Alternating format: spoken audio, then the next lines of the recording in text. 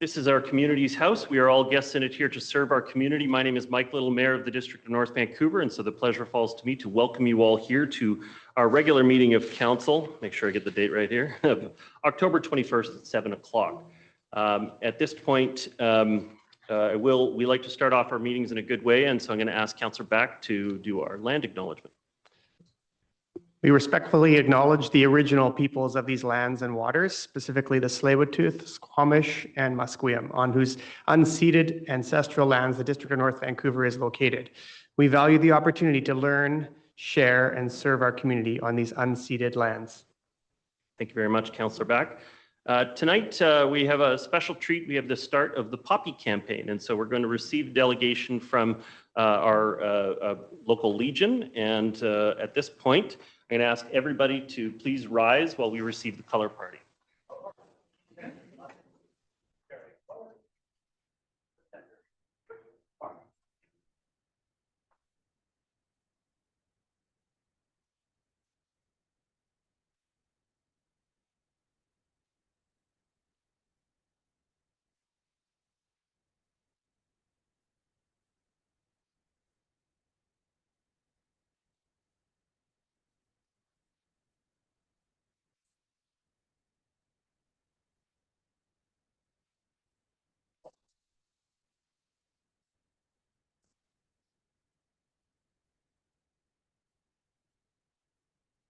Invite the delegation to come up, and if you can use the microphones at the center, that would be helpful for us. Thank you. Yes, please. Good evening. Do we sit? Please be seated, everyone. Please be seated. I don't want to stand. Great. Good evening, Mayor Little, members of council. Thank you for the opportunity to address you and formally kick off our 2024 Poppy campaign. My name is Joe Phillips. I'm the president of Lynn Valley Legion Branch 114. Accompanying me tonight are members of the Legion Color Party, members of our executive and our general membership. As you are well aware, the Lynn Valley Legion has been an important part of our community since our incorporation in 1930. We, through our gaming and annual Poppy campaign, generated and donated over $150,000 back into our community in 2023. We support every dynamic of our community. We support every demographic of our community, from youth to seniors, from every social economic background, regardless of race, religious affiliation, gender identity. We are all inclusive. We are developing into a community hub for live music, social gathering, and family gatherings. Through our gaming donations, we support scouting, guides, youth sports, community support, social organization, Lionsgate Hospital, etc. Through our Poppy Trust Fund, we support our veterans and first responders through such organizations as BC Alberta Guide Dogs, who provides service and support dogs at no charge to many veterans suffering from PTSD. Brock Farney Vet Program, a long-term care facility located in Vancouver's West End, providing housing, care, and supportive programs for veterans. George Derby Center Vet Program, located in Burnaby, providing housing and rehabilitation facilities for veterans returning from active duty through supportive, independent living. BCIT Vet Military Conversion Program. This program is designed to help vets advance their careers by building on skills they have learned while serving in the armed forces. UBC Vet Transition Program. This program also helps veterans transitioning from military to civilian careers in such areas as carpentry, industrial mechanics, etc. Cadets. This allows young men and women to learn and experience the possibility of pursuing a career in our armed forces. Meals on Wheels, providing nutritious meals to those needing culinary support. We also do our Veterans Offspring Bursaries, helping young people with the high costs of post-secondary education. Our Poppy program runs from Friday, October the 25th to Remembrance Day on November the 11th. Our goal this year is $100,000. And with the continued support of the community, we feel that that is obtainable. We would like to welcome you and the community to the Lynn Valley Remembrance Day program on November the 11th at the branch. Thank you for your support. I'd like to present you with your first copy. Thank you very much, Joe.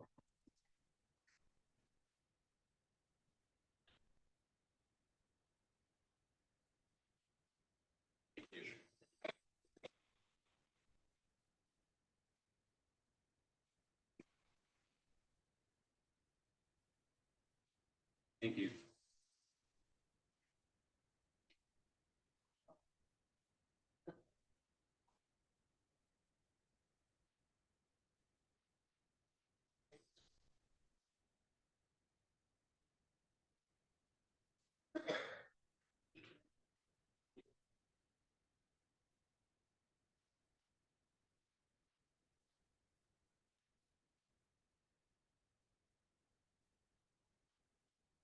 Thank you very much. Would somebody on council please move a motion of receipt? Moved by Councillor Murray, seconded by Councillor Ma. Prepared to call the question on receipt of the delegation. All in favor? Contrary minded, motion is carried. On behalf of the council, thank you very much for all of the work you do, both Joe and to Lynn Valley Legion Branch 114. I hope it's a great campaign this year with lots of awareness and support for people who have served in our community and currently serve. I know it's my son is in Air Cadets, and so when they go out and do the Poppy campaign, it's always an exciting time of year for them. And I just want to say how much I appreciate the support that you do for the youth programs in our community at the end of the Poppy campaign. It's always appreciated. So on behalf of the council, thank you very much for what you do in the community. I now ask the council to rise and ask the Legion to march off the colors, please.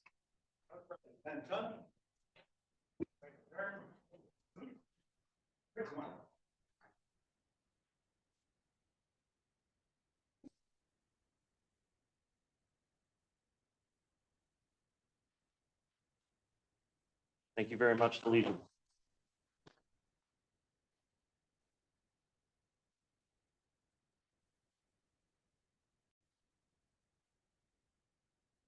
Okay, before we get into the main part of the meeting, we've obviously had a very major event occur in our community with, yes. We have an opportunity to look at before. Yes, yes. Would you like me to bring the whole council into the center? Let's do that. Let's do that.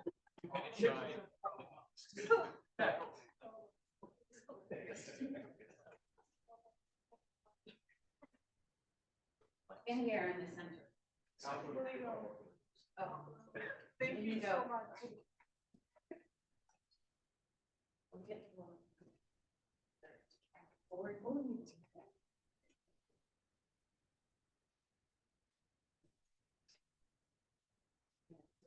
Maybe just a little, you gotta do sort of an angle. So just turn in, like, yeah, like this. You get it all? There you go. You too. Jim, there you go. Sideways. Sorry.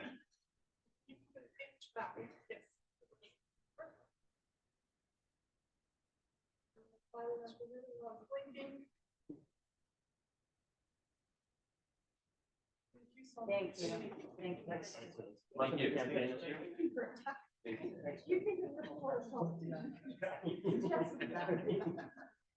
Thank you. I'm sure we more or less.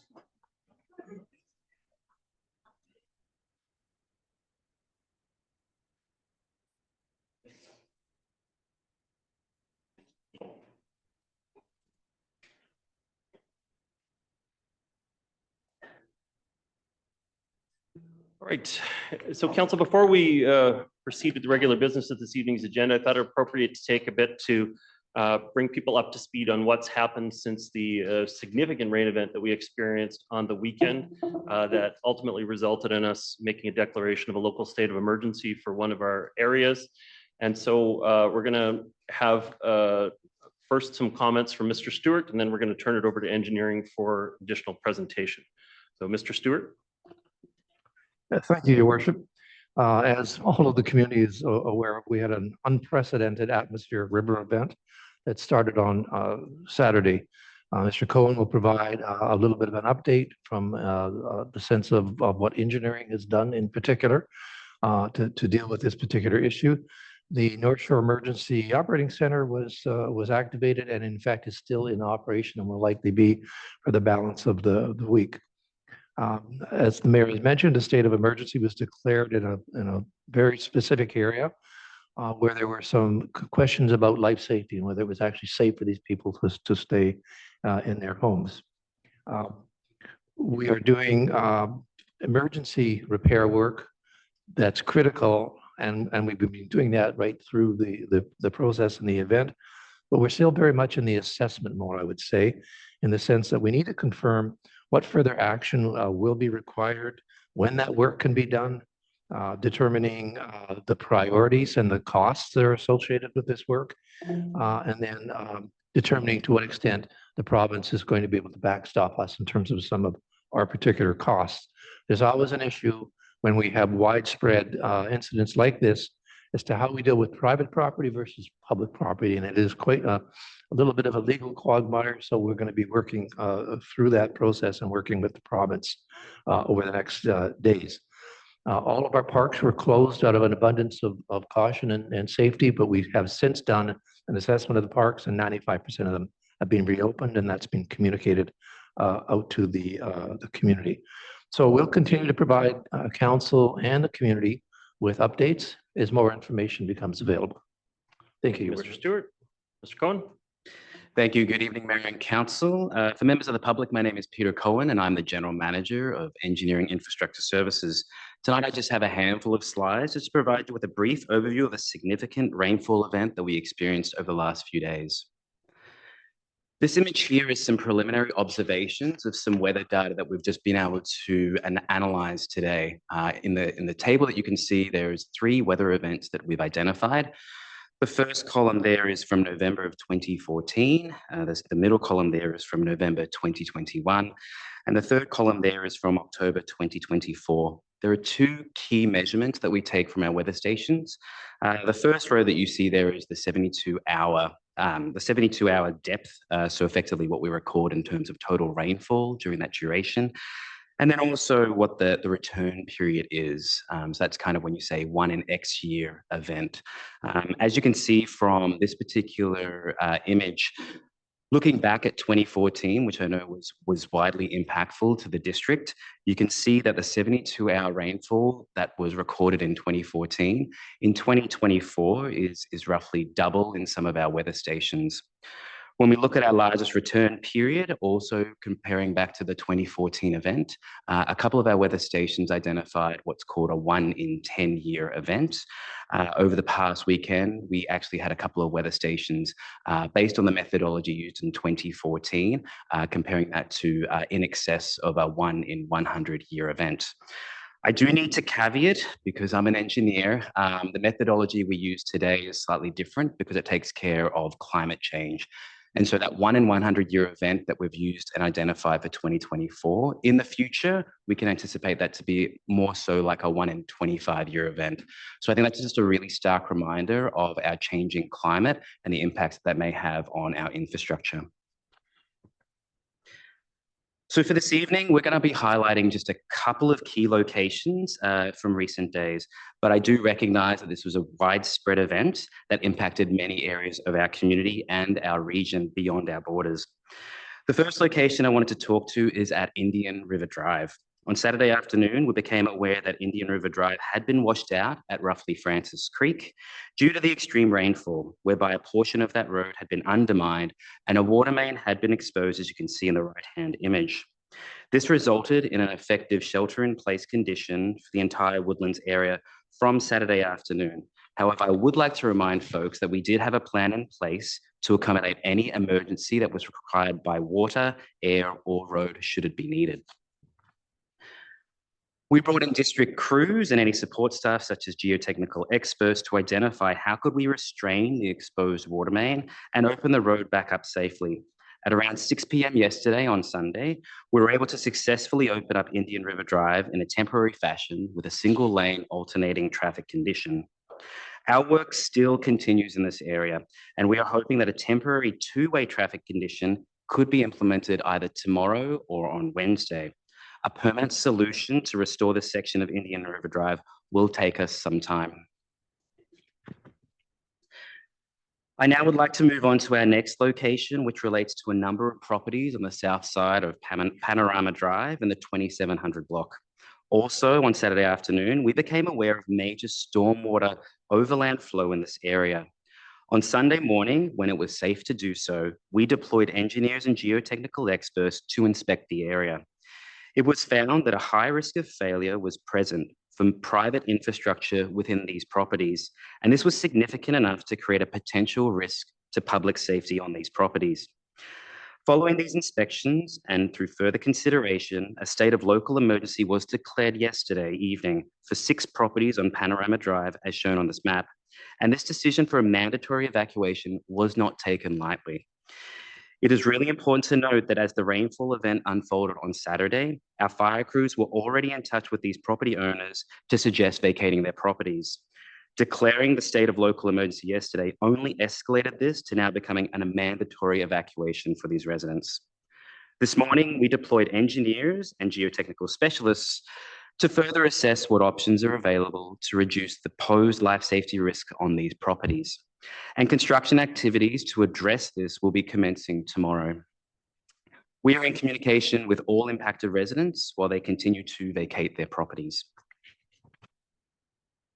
And lastly, this slide is simply to show other areas across the district that have also required ongoing attention from our crews and staff in recent days. And this is from Sunshine Falls Lane and Gallant Avenue on the eastern end of our municipality to Lower McKay Creek in the west of our jurisdiction. This rainfall event impacted many areas of our community.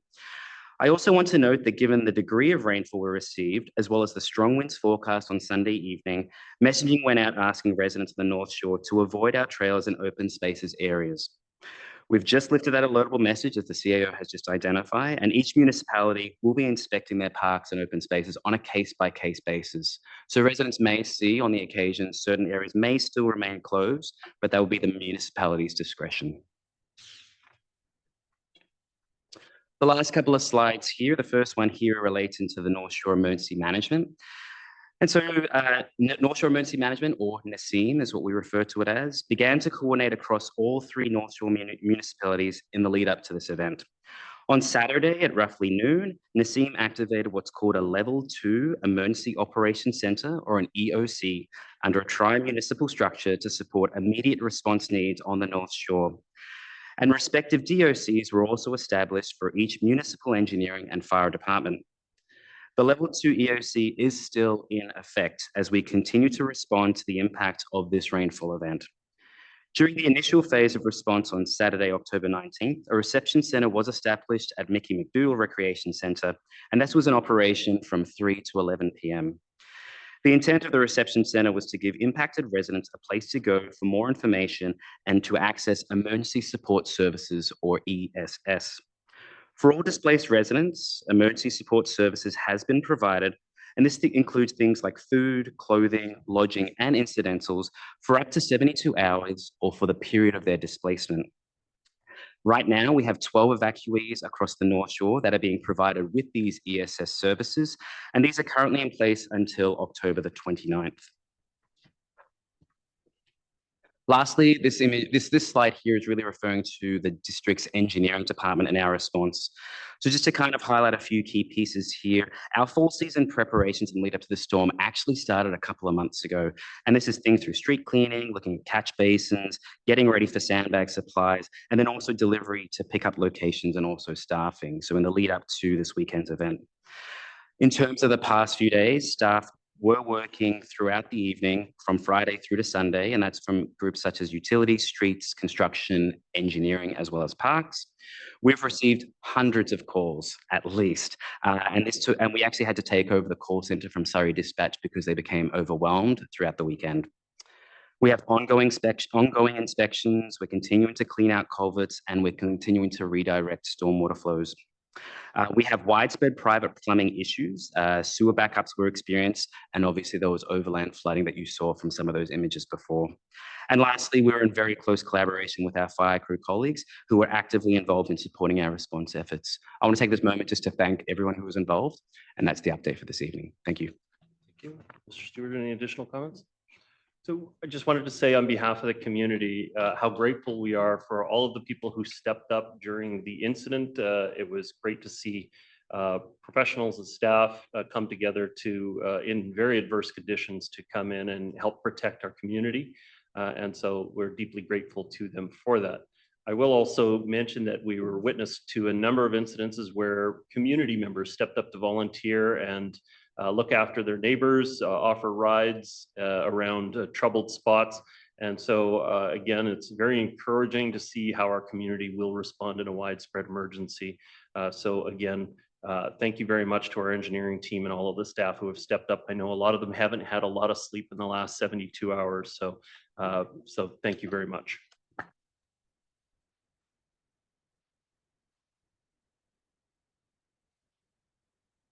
Okay, back onto the formality of the evening, Council. We have an agenda that's been circulated. I'd like to vary it this evening. And so we've obviously started with the public delegation, with the Poppy campaign. Then we've gone to the update from the CAO. Now we're going to go to the public information period. And even on the regular reports, I'd like to alter it slightly. So the Recreation Commission update on mandate and vision is not as time sensitive as some of the other items that we have for consideration this evening. And so I'm recommending that that be moved to the back end of the evening. I also found as we were going through the agenda today that it seems more important to have the discussion about the housing needs report first. So we're going to swap that into the beginning of the agenda, and then we'll have those discussions followed by the rest of the evening's work.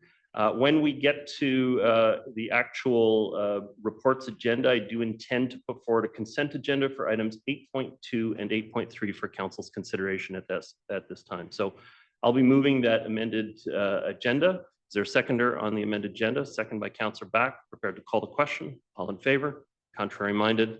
Motion is carried. Council, we have a set of meeting minutes from our public hearing of September 24th. Are there any errors or omissions from those meeting minutes as presented? Hearing none, they've been moved. Second by Councillor Back. Prepared to call the question. All in favor? Opposed?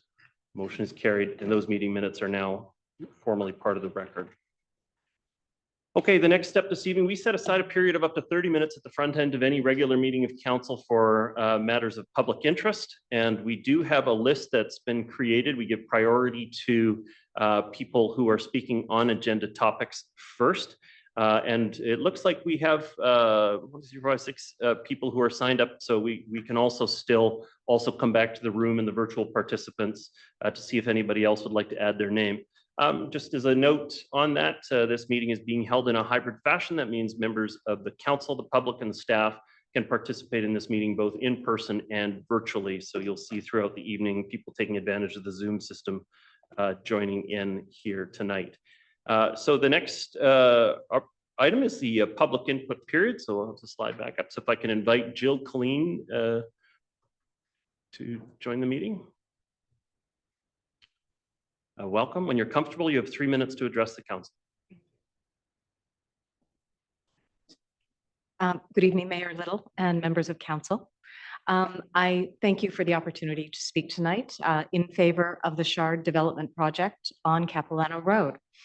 My husband and I have been proud residents of the North Shore for 30 years. In fact, our first house is right across the street. It's the Little Bell Cottage. And we recently left Deep Cove, where we lived for a number of years, and moved into Lionsgate Village, into the Belle Isle complex. And we were attracted to the location because of all that it promised. In terms of development, we're becoming an incredible little community. We're a connected neighborhood, but we certainly could use some additional facilities. I worked in the hotel industry for many, many years, very proudly. I love the hotel industry, and I think it provides, this project in particular, its hotel component has the opportunity to bring job creation.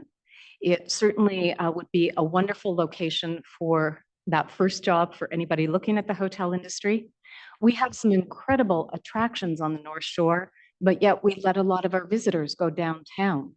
So if you're going to Capilano Suspension Bridge, if you're heading to Grouse Mountain, wouldn't it be wonderful to have a new facility right at the foot of Capilano Road? I also know that retail is an important part of the project in the base of the rental tower.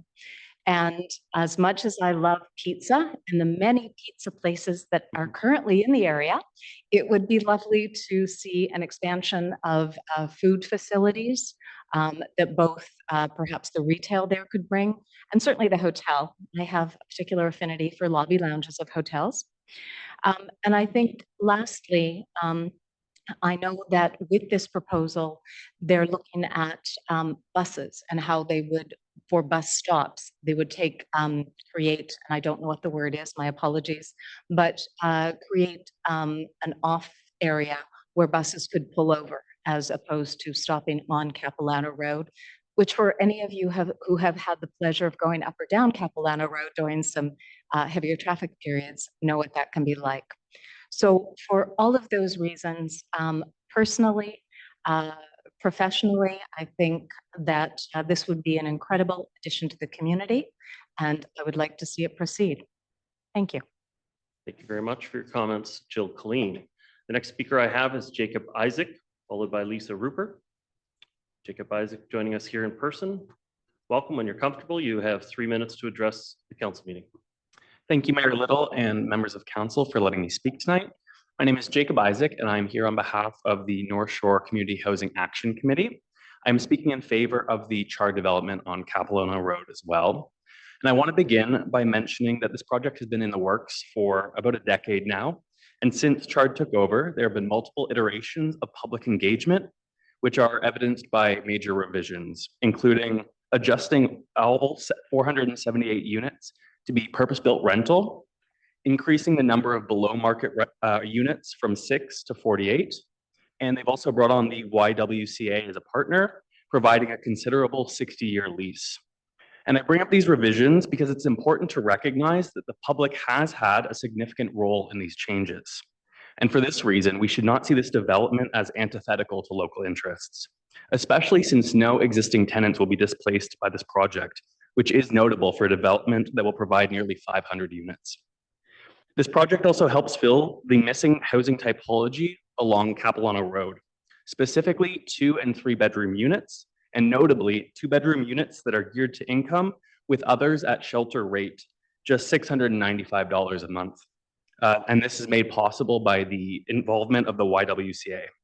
This will support single mothers looking for affordable housing within the district's urban boundary, which is a stated goal of the Housing Needs Report. And as the chair of an affordable housing committee, I recognize that there's no such thing as a perfect development, and that we must continue to push for higher rates of affordable units in large-scale developments. CHAC has and will continue to advocate for far deeper pockets of affordability than 10% below market. But we also believe that our committee nor our government can afford to sit on our hands until the perfect development emerges. This project is not replacing, but creating 478 purpose-built rentals, displacing no tenants in the process. It will make a material difference in the lives of many housing vulnerable families through shelter rates made possible by the YWCA involvement. All of this is the result of a thorough engagement process that reflects local housing concerns.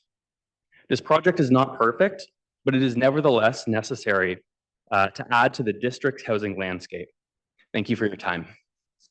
Thank you very much for your comments, Jacob Isaac. Next speaker we have is Lisa Rupert, followed by Masa Hidarpour. Lisa Rupert joining Hello, us. Hello. Hi. Good evening, Mayor Little welcome. and I members can of hear council. you. Welcome. I You can can hear hear me you okay? clearly. Yes. Great. Excellent. Go ahead. I'll start. So I'm Lisa Rupert. I'm Vice President of Housing and Violence Prevention with the YWCA Metro Vancouver, and I'm here to support CHARD's proposal for the redevelopment of 1634 and 1748 Capilano Road. CHARD would be partnering with the Y on this project to provide 18 much-needed, deeply affordable units to single mothers and their dependent children. The YWCA's mission is to work towards gender equity, and single mother-led families are the family type with the lowest income in British Columbia. 126,000 children across BC are living in poverty. That's a rate of 14.3% for the general population. But for children of single parent-led families, the child poverty rate is a troubling 40.4%. Having affordable housing is a critical step in addressing child poverty. Our model for long-term housing sites is to serve women who are able to live independently. We interview applicants to make sure they'll be a good fit for the housing community, and we prioritize families that have a strong connection to the community the housing is located in, because we know the impact of having to relocate on families' well-being. Having children being able to stay in the same school setting allows them to maintain and build on their existing network of friendships and relationships with teachers, mentors, and coaches, and it can help their academic performance as well. Another key part of our vision is providing integrated services that help support personal and economic well-being. We have a staff member, a community development coordinator, who's on site at our housing sites to connect tenants to resources that will help them achieve that personal and economic well-being. This includes connecting them with the YWCA Employment Navigator, who can help them to identify their financial goals and create a roadmap for them to get there. We have bursaries for women going back to post-secondary. We support women to find childcare and prioritize them in our childcare centers. And we provide children with back-to-school backpacks and school supplies each September. Some of our programs offering tutoring, art lessons, music lessons to support children to thrive, depending on the interests of the tenants who live there. We currently have another project with CHARD in the city of North Vancouver. It's called May Brown Place, and it has 14 units, and you would not know which floors are YWCA tenants and which ones are CHARD's market tenant floors. We're always happy to show people this site and demonstrate how well affordable housing can be integrated into the larger community. We maintain a separate housing waitlist from BC Housing's housing registry because it's women-only housing and they currently don't have a category for that. Right now, we have over 1,400 people on our wait list. 139 of them are residents of the North Shore. Having new housing on Capilano Road would help single mothers living in the community to have a good foundation from which to build their future and their children's future. Thank you for your consideration of this project. Thank you for your comments, Lisa Rupert. The next speaker I have is Massa Hidarpour, followed by Elaine McCard. Hello, everyone. My name is Mahsa. Welcome. I can hear you clearly. You have 3 minutes to address the council. Thank you. My name is Mahsa, and I'm a single mother currently living in YWCA May Brown Place, a partnership between YWCA and CHARD. With my young daughter, having a stable and affordable housing has enabled me to pursue further education, relieve financial burdens, and provided a sense of security and stability crucial for personal and professional growth. I support this CHARD project in partnership with the YWCA because it will grant other mothers and other women needing to live an unsafe situation access to similar supportive and affordable housing, something which has created a better future for me and my daughter. The rent geared to income made all the difference in my life and the life of my daughter and enabled me to live a life I wouldn't have been able to access without it. Being a mother is my top priority, and being able to provide a safe and happy life for my daughter is the most important things to me. Affordable housing has been a lifeline for me, allowing me to allocate more resources towards essential needs such as nutritious foods, clothing, and occasional treats for my child, which are fundamental for her development and happiness. A couple of months ago, I was asked what I had planned for my future. At that time, I couldn't answer. I'm happy to have an answer now. My daughter is settled into a great school very close to our home, and after looking for work for 6 months with no success, I have signed up for pharmacy assistant and English classes 5 minutes from my house. This new housing project will allow more women to build the lives they can only dream of. And I hope there can be more similar projects in the future. Thank you for listening to me. Thank you. Thank you very much for your comments, Massa Haydarpour. The next speaker I have is Elaine McCarg, followed by Stephen Jones. Joining us here in person, welcome. When you're comfortable, 3 minutes to address the council meeting. Thank you.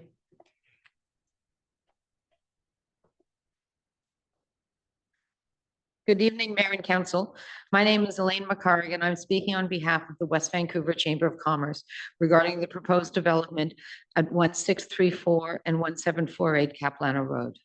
We see ourselves as your chamber-friendly friends down the way, and just wanted to provide a pan-North Shore perspective to your thinking. Thank you for welcoming our input. The West Vancouver Chamber first spoke on this redevelopment in July of 2015. Like most chambers, our perspectives when speaking to councils on any proposed development centers on how it will enhance the business environment, will it attract those who wish to work in the area, how it supports critical infrastructure such as transit, and whether it enriches the neighborhood for those who live there, and the quality of the partnerships involved in the project.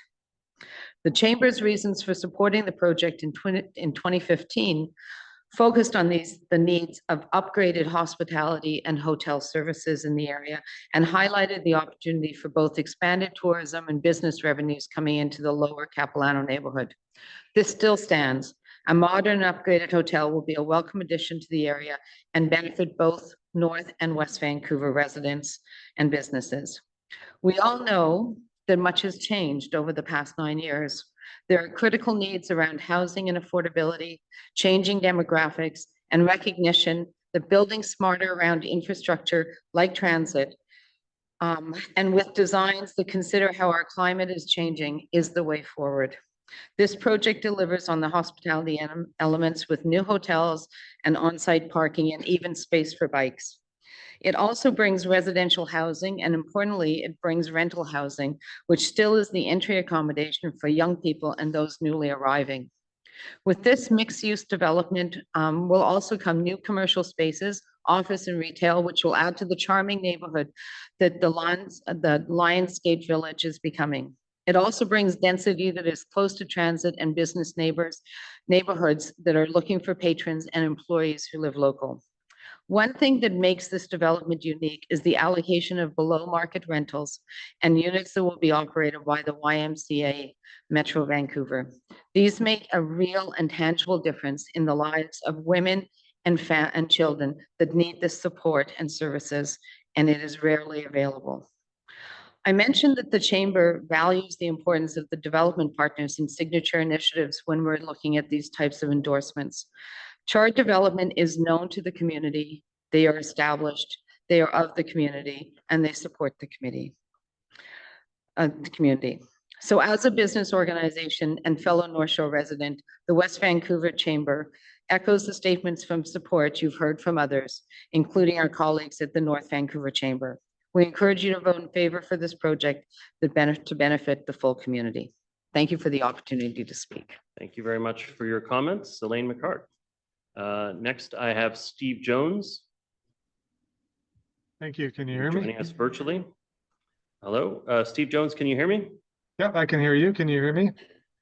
Clearly, welcome. You have 3 minutes to address the council. Thank you. Obviously, this weekend there was catastrophic flooding across the region, including flooding of Gallant Avenue. And we all have much gratitude for the heroic efforts of the engineering department, first responders, search and rescue volunteers, and others. Anytime there is a failure that involves an engineered system, I feel that it is important to initiate a transparent public investigation and inquiry so that lessons can be learned. Those investigations need to be started almost immediately because important clues and evidence can be lost very quickly. As an example, in the case of flooding, footage from surveillance cameras and dashboard cameras from the public can help to document the timeline of events, but they will be overwritten in the coming days if they are not requested by the district and then archived. If I understand correctly, the Gallant Avenue storm system upgrade was designed to withstand a 1 in 200-year flood event, and it was overwhelmed this weekend. There are three possibilities. The first is that the district got very unlucky and experienced a flood that was worse than a 1 in 200-year flood within a handful of years of the completion of the project. It is not impossible, but it is statistically unlikely. The second possibility is that the models were wrong, and that flooding of this severity will actually occur more frequently than a 1 in 200-year return period would imply. It may be the case that the estimate of the frequency of this intensity of rain was wrong due to climate change, or that the estimate for how that amount of rain would translate to a flow of water and debris was incorrect. In either case, it is important to identify because those assumptions are also used in making many other important infrastructure decisions. The third possibility is that the flood did not exceed the design criteria, but the system did not perform as it was specified. If that is the case, it is also important to identify so that the design can be modified and lessons can be transferred to future designs. I appreciate that it may come across as crass to be asking for the start of an inquiry while people are still out of their homes and attempting to dry out their belongings. However, the nature of these situations is that investigations have to begin as soon as possible in parallel to response and recovery efforts to maximize the chances of being able to reach actionable conclusions, which will lead to a prevention of damage and disruption in the future. I urge you to begin immediately collecting evidence for future use in a public inquiry into why the recently upgraded Gallant storm sewer system flooded. Thank you. Thank you for your comments, Steve Jones. Would anybody else, either in person or virtual, like to add their comments this morning or this evening? Seeing no hands, I'm going to carry on with this evening's agenda. Council, we have some release of closed meeting decisions as noted in the package there. We don't have to take a particular action on that. Just note that we have released some appointments for a number of volunteer committees in our community. Onto the regular reports from council or staff. Council, I'd like to propose a consent agenda of items 8.2 and 8.3. 8.2 is the tax exemptions by council bylaw. It is up for adoption, no debate. And 8.3 is the Museum Archives Commission Agreement bylaw, and that is also not up for debate as it's up for adoption. Moved by Councillor Murray, second by Councillor Ma. Prepared to call the question. All in favor? Contrary minded? Motion is carried. So returning with the agenda that was adopted at the beginning of the meeting, that means the first item up for discussion at this point is actually item 8.7. This is the 2024 Interim Housing Needs Report. And, Dan Milburn and Eileen Tavicoli coming to comment. Good evening, Your Worship. We'll just need a moment to pull up the agenda item. When you're ready.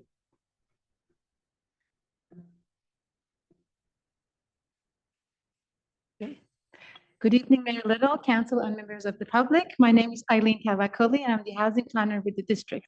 This evening, I'm going to provide an overview of the interim housing needs report, also referred to as HNR, as per required by the province. My presentation will include a history of the housing needs reports in the district and new housing needs requirements that was introduced by the province recently, an overview of the methodology and the estimated needs, statements of need, and the timeline of the required updates. So housing needs reports provide an assessment of current and future housing needs. District's first housing needs report was received by council in 2021. It was a comprehensive report that reflected the 2016 census data and provided a projected number of units needed to accommodate for growth over the 10-year period. It also included a comprehensive engagement process that helped shape the key statements of need on that report. In 2023, while engaging with the province on the housing target order, the staff updated the original housing needs report with the 2021 census data and updated the development information and projections, and that really helped the conversations that we were having with the province at the time. Both of these reports are provided and available on the district website. So at the end of 2023, the province introduced the Provincial Housing Statutes Amendment Act, Bill 44, and it required municipalities to produce an interim housing needs report by January 1st of 2025, using a prescribed methodology that this standardized methodology would require all the municipalities to use a certain calculation to estimate the number of units that had to be produced over the 5 and 20-year period, ending in 2026 and 2041. The legislation also required municipalities to update their key statements of need and also add a new item about the need for housing needs around close to transportation infrastructure that supports cycling, walking, public transit, and other sustainable transportation modes. As well, the report must include actions taken by the municipality in order to address housing needs since the previous housing needs report. So the H&R methodology has 6 key components to it, as you see on this slide. Altogether, they yield an estimate of total housing units needed over the 5 and 20 time period that's outlined in the methodology. This standardized methodology covers a range of housing needs. This includes the existing need in our community, for example, the core housing need and the homelessness, as well as future projected needs. Such as the household growth and the demand for the local community. It's important to acknowledge the limitation for this methodology. While it focuses on the housing demand, it does not assess the capacity of the community to accommodate for such growth. The H&R method calculation showed that the district would have to provide 7,400, just over 7,400 units by 2026 and over 22,300 units by 2041. As part of the Interim report, the following key statements of need on the slide here have been updated, and the new addition was added for housing near transit. And the purpose of these key statement of needs are to help shape our decision-making and policy-making in the district, specifically as we are updating our OCP and any other strategies that are coming up. So the legislation requires that the OCP and the zoning bylaw be updated after we have our H&R numbers to reflect the housing need. So as you see here, we have the requirement for our interim housing needs to be completed by January 1st of 2025, and the corresponding OCP and zoning bylaw, which you will hear about later in the evening, will have to be completed by the end of 2025. The next comprehensive housing needs report, that's part of a 5-year regular update, has to be done by the end of 2028, and that needs to reflect the 2026 census data. And the corresponding OCP and zoning update, bylaw update, has to be done by the end of 2030. And that has to be, these both have to be updated every 5 years to 2041. Now I'll pass it to Mr. Milburn to continue. Yes. Okay, this one.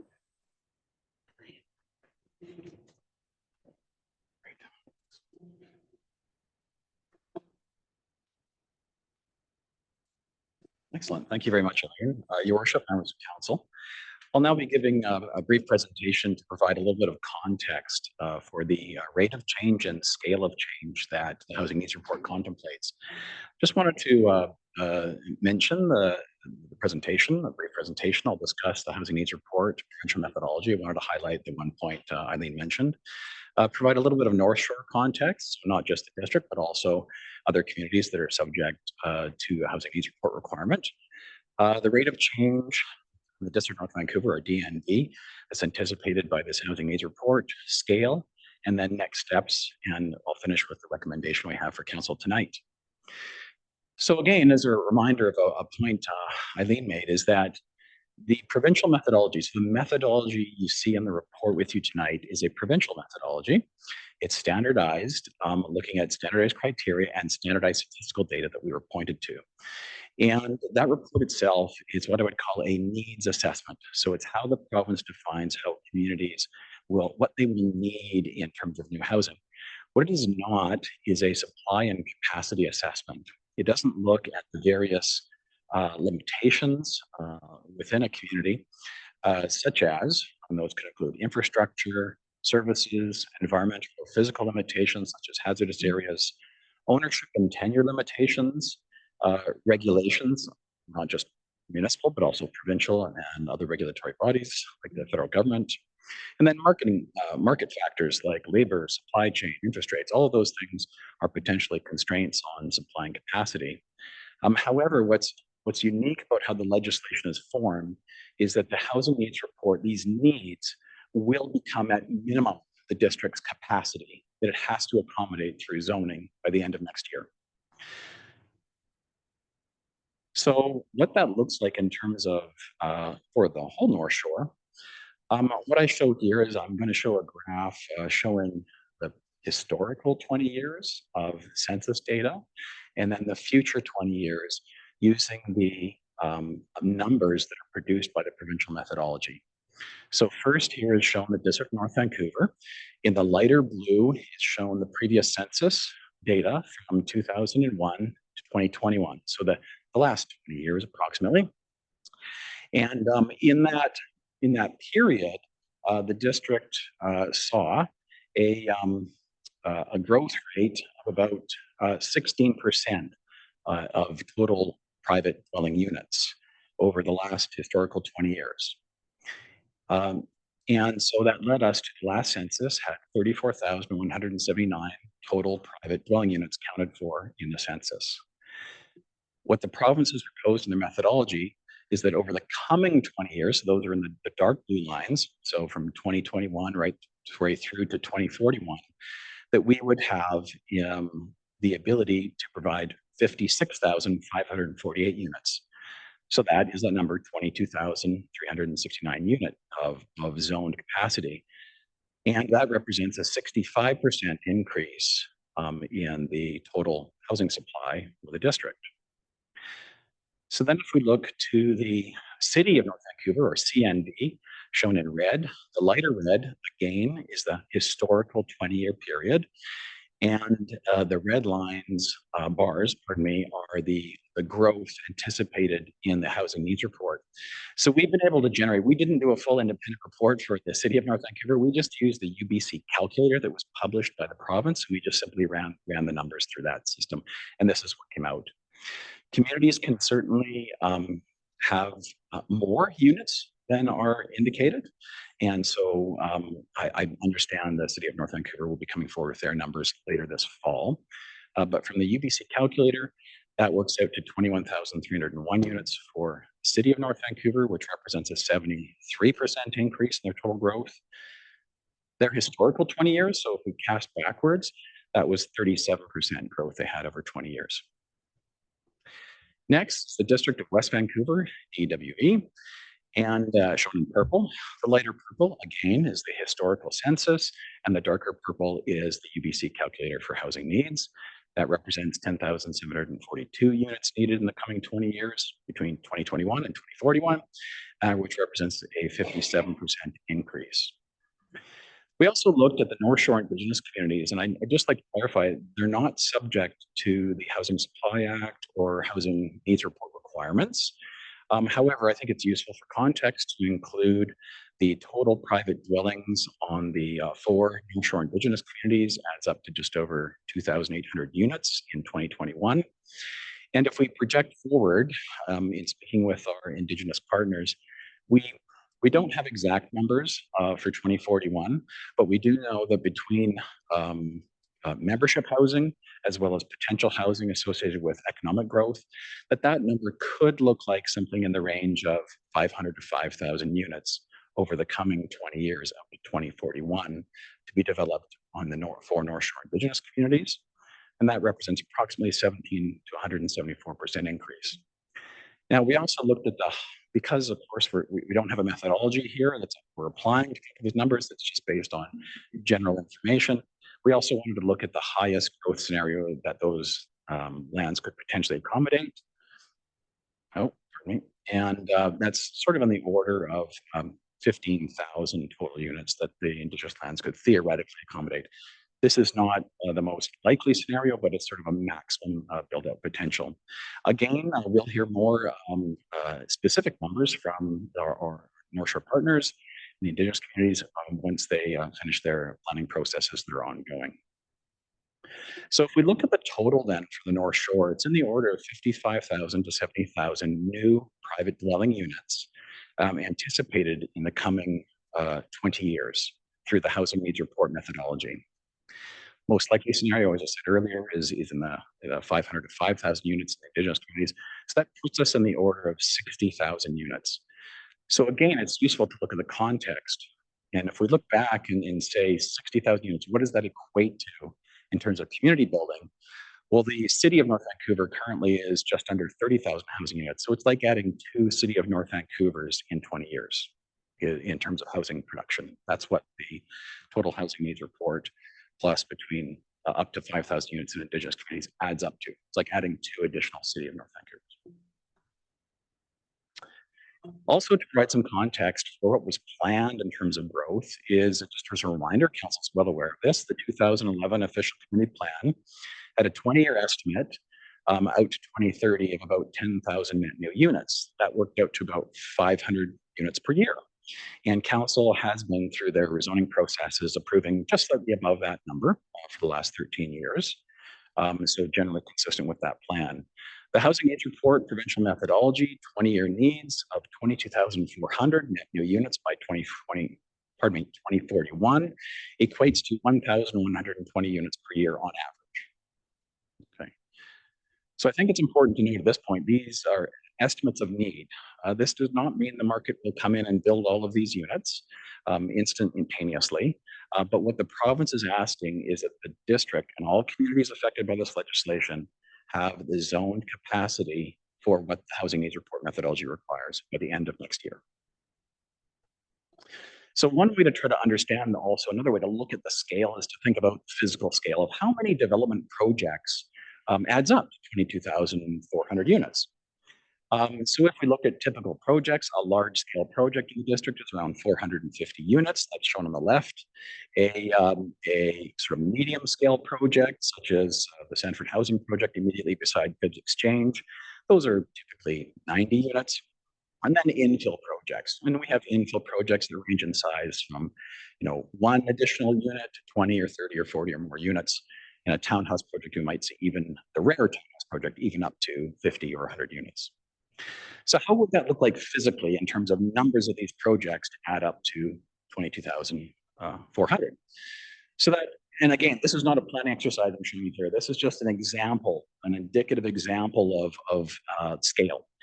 So that adds up to, in 20 years, about 20 large projects, about 127 medium-sized projects, and about 2,000 infill units, or about 100 units a year. So that's just an idea of scale. Again, not a planning exercise, just a demonstration of scale. All right, so next step. So now that we have this number that has produced the Housing Needs Report methodology, obviously we've got to go through some analysis. And the key first step is to model the potential impacts on the community, because we have to plan for infrastructure, roads, and utilities, the services such as recreation and libraries, amenities such as childcare, and then impacts to our environment and the physical environment, hazards, as well as things we want to preserve and protect, such as trees. We also have to coordinate quite thoroughly with our other partners, including the provincial and regional services, such as highways, transit, education, and healthcare. And as I've mentioned to council before, there's really 2 sides of this coin. One side is demand that's being determined by the province through their methodology. The other side is impact to the community. We need to understand the impact to the community so that we can provide services to accommodate those units when they do come. And when they come, will be based on market demand, as in when the market demands those units, because they'll be pre-zoned, 22,400 units by the end of next year. In terms of strategies, this is what staff are consuming their minds with quite thoroughly right now, is developing these strategies to come back and give council advice around how to apportion or allocate those units in the community. So of the strategies, I'll just mention a few of them here. More zoned height and density in key growth centers. That's consistent with the principle of the official community plan of 70 to 90%, 75 to 90% of new growth, net new growth to be in the 4 key growth centers. So there's a strategy we want to continue to recommend. Another is potentially, because of the scale of the change, we do have to look carefully at whether or not we need to expand the key growth centers in their scope and area. Also, more height and density along transit corridors that connect the key growth centers. Infill housing. I think we'll have to look at infill housing and make some educated guesses and some estimates of how many units we may see demanded by the marketplace over the coming years. And then, of course, we can't just think about housing. We also have to think about at the same time commercial uses in mixed-use sites. So if we're going to pre-zone residential sites, you need to think about the other uses that must go along with that, or else we just get a pure residential building, and that won't serve the community's needs. Other next steps, we're going to be preparing scenarios. Council's already received a presentation on community engagement and the effort needed to update the official community plan. Those scenarios will be prepared and then presented to council and the public in the spring for feedback. And there basically be different variations of how to apportion that density, and of course, undertake the necessary consultation. I'm wrapping up soon. In terms of other things that need to occur concurrently, these include updating the district's bylaws that, I'll put it this way, we normally negotiate for a lot of things during a rezoning process, community amenities, affordable housing, and so on. We will not be able to negotiate for those if the lands are all pre-zoned, 22,400 units. So we have to have bylaws in place in order to effectively implement council's objectives. And one of those is around affordable housing. It's a key one. So we'll need to have in place, concurrently with the adoption of an official community plan and zoning bylaw, is inclusionary zoning and density bonus zoning with corresponding housing agreements needed in order to obtain affordable housing within these projects. Additionally, development financing strategies need to be developed and implemented, such as updated DCCs and a new ACC bylaw. That's amenity cost charge bylaw. Rental tenure zoning is another option for council to consider. A tenant relocation assistance bylaw to replace the policy council currently applies at rezoning, and of course, development servicing bylaw updates. And there will be others. This is just an example of some of the regulatory changes staff are working on to provide advice to council. So in conclusion, just going back to the housing needs report, it will have a significant change, as I think tried to demonstrate with the numbers and the scope and scale information. And the provincial legislation, if it continues to be in place in the future, will require that an interim housing needs report be received by council and published on our website by the end of this year. And staff have prepared a report for council's consideration consistent with that provincial legislation. Thank you, and we're happy to answer questions. Thank you very much, Mr. Milburn and Aileen Tabacoli. Thank you very much for your presentation. I'll be moving the recommendation. Is there a seconder for the recommendation? Seconded by Councillor Murray.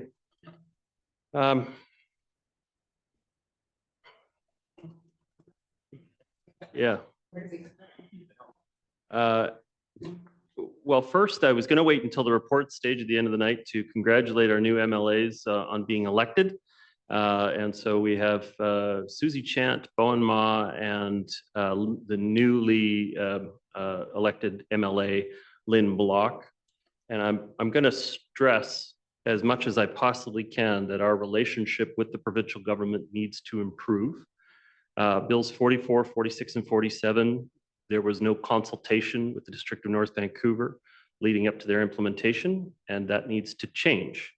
I take the Premier at his word, saying that he recognized the community is not happy with the direction the province has been going. They've felt that, and they plan to work closer with other partners to improve those relationships. And I think the relationship with municipalities is probably the most important one that they have to repair. They can't achieve their objectives without working with us and making sure that we have the appropriate infrastructure dollars to be able to implement transit solutions, transportation solutions, and all of the other infrastructure pieces that Mr. Milburn made mention of in his presentation. So congratulations on their election. As soon as government is established, however that may happen, there's some question about that. We need to get down to meeting with our MLAs and make sure that our concerns are being represented to the provincial government. This is the law of the land until it's not. So we have to comply with the legislation.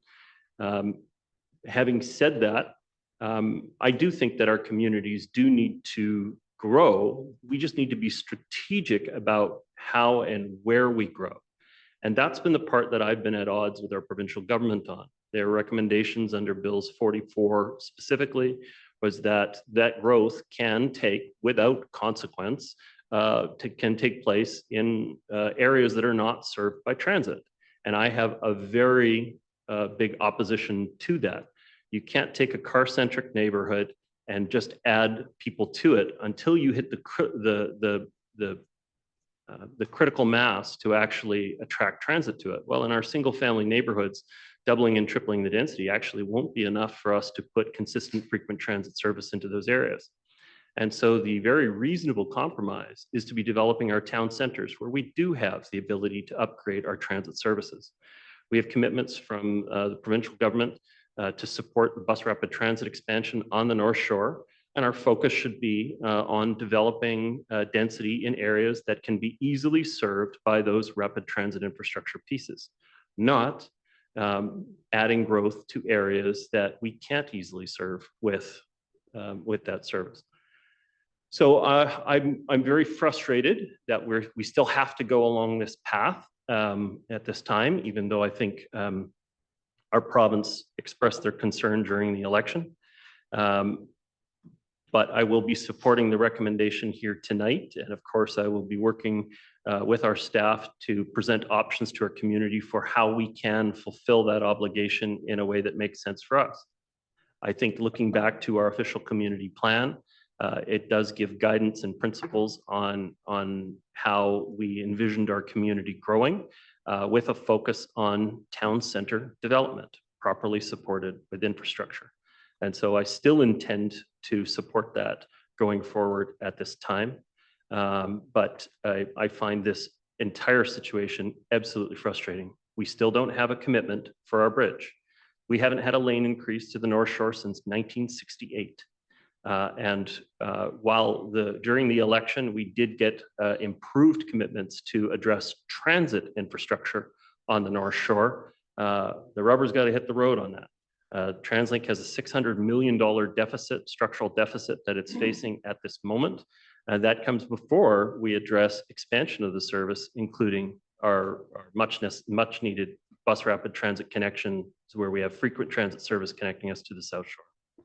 So at this point, that's all my comments on this matter. I am supportive of us starting to come up with different modeling for our community to consider. Councillor Murray, your comments. Thank you, Mayor Little, thank you, Mayor Little, and I concur with your comments. Very frustrated as well, and the timeline that we're having our staff to implement this is equally frustrating. Specifically when we're faced with what we've just gone through over the last couple of days, we're moving staff from all over the place to try to deal with people's safety and the protection of our infrastructure because of these unprecedented storms that we're experiencing. Last Friday, Mayor Little and I took part in a meeting with Metro Vancouver with 14 development companies that came to present delegations to the Mayor's Council at Metro Vancouver. And they were wanting to present their frustration and concerns in regards to the DCCs that Metro has passed, and the cost that it's adding to developments in the region. And you know, many of the mayors around the table and representatives presented that we were probably the wrong body to come to talk to. We have three options: taxes, DCCs, and increased funding from senior levels of government. Those are our options under legislation. And we've been asking the provincial government and the federal government for infrastructure funding for years. We have commitments from them on some projects, but we have no money on the table. We're talking about infrastructure, water, sewer in the region that is costing billions of dollars. There's an estimate that the Langley to Surrey SkyTrain will come in once it's built at $10 billion. We're looking at Iona at $10 billion for the replacement, not based on growth, but just based on a replacement of its facility at $10 billion. And we know what the sewage treatment plant on the North Shore is coming in at. So these are massive amounts of money, just trying to maintain the population currently. The federal government has been increasing population at unprecedented rates in this country, and we quite frankly can't keep up. The development community and those around the table agreed that we need to lobby senior levels of government because the 5 million people in this province and the 3 million people in this region can't pick up the costs of this level of infrastructure. No one's going to move forward in any reasonable way if that's what the expectation is. We do have some commitments up against an election. We don't have the money. And the geography of our community, just to find a lane for the rapid bus across the North Shore is going to be a challenge because we are geographically challenged on both sides of the low-level road, Marine Drive and 3rd Street. And then we get to the bridge, certainly the Second Narrows. Mayor Little quotes this regularly, but the Second Narrows has the largest volume of traffic than any other span in the region. The largest volume of traffic than any span in the region, higher than the Patella, the Alex Fraser. So we have some big challenges. And, you know, I guess I'll just take my other 2 minutes if I can. I think the province is trying to fix a whole bunch of problems all at once. And I think they think the supply and demand is somehow going to fix the challenge of housing affordability, homelessness, accommodating people in the missing middle.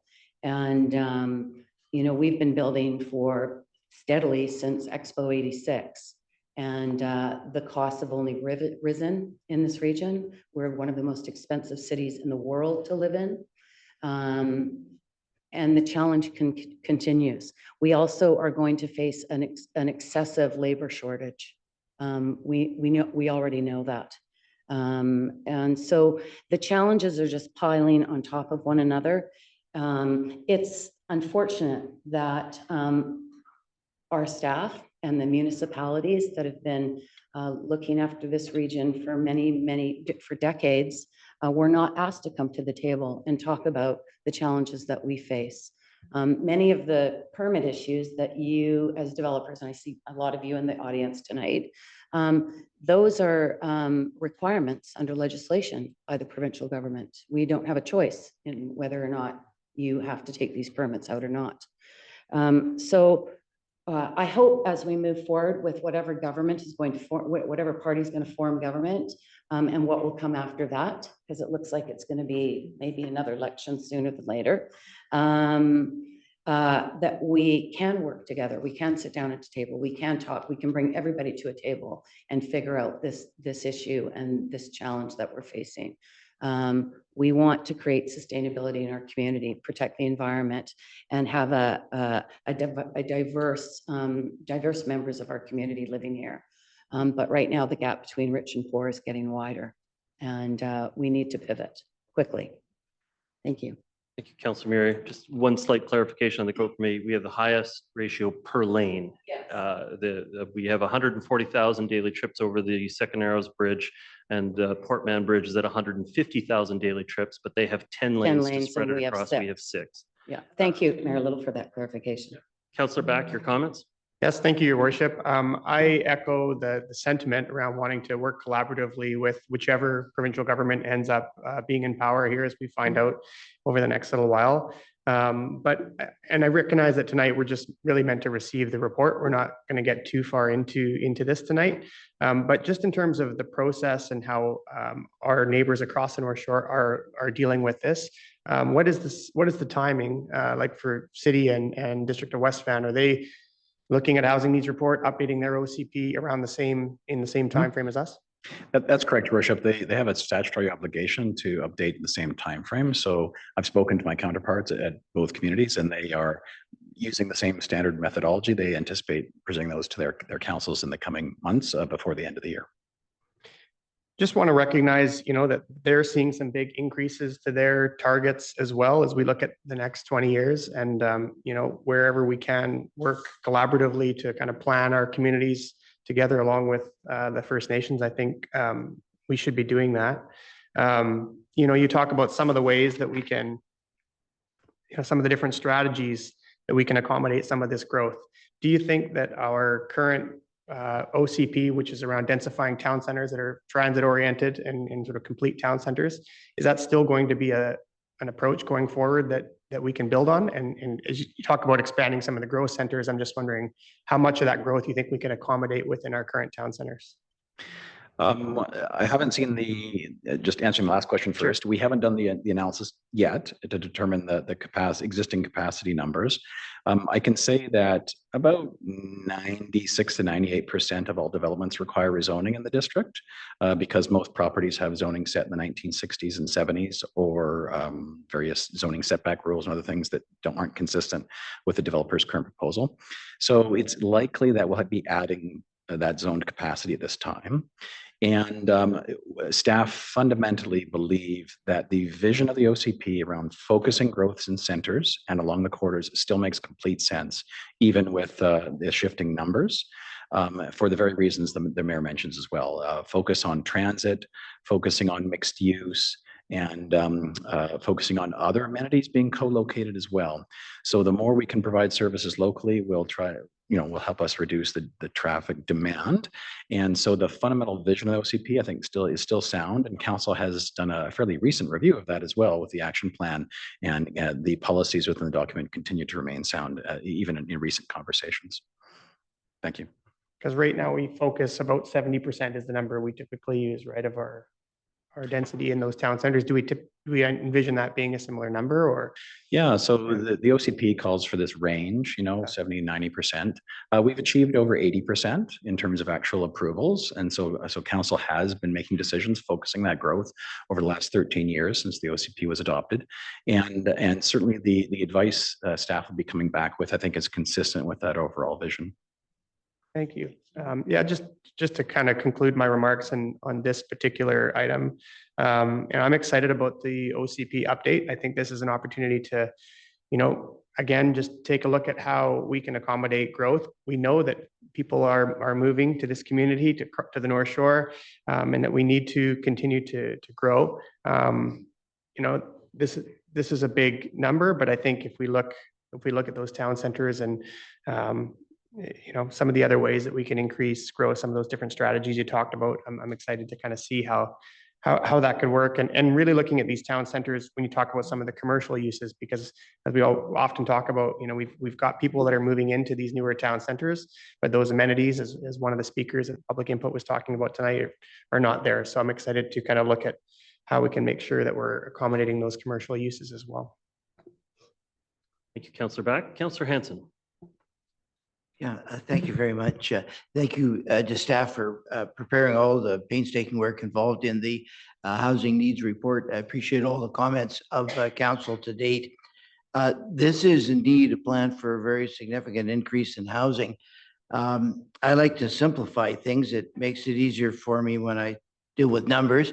And as I went through the different numbers involved, historically and projected, we were talking about 50 units a month, approximately 600 a year going forward. We're now talking more like 100 units a month. It's a doubling over time. And of course, if you put a doubling of your growth rate over 20 years, it compounds to extreme difference and a very large growth rate. I absolutely agree with all of the council statements that if we're going to succeed at all in a vision of this magnitude, we need a collaborative approach with not only all levels of government, but all stakeholders.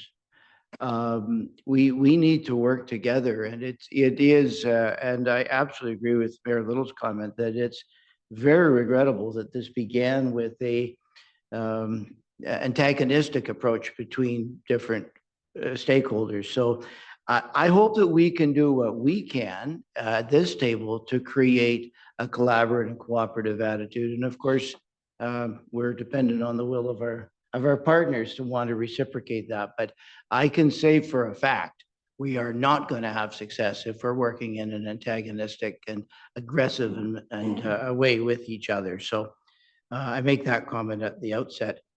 I mean, it's one thing to talk about adding 100 living units to the district for 20 years. It's another to talk about what we're going to do with all these people and what we're going to do around transportation. We already have failures in our transportation system.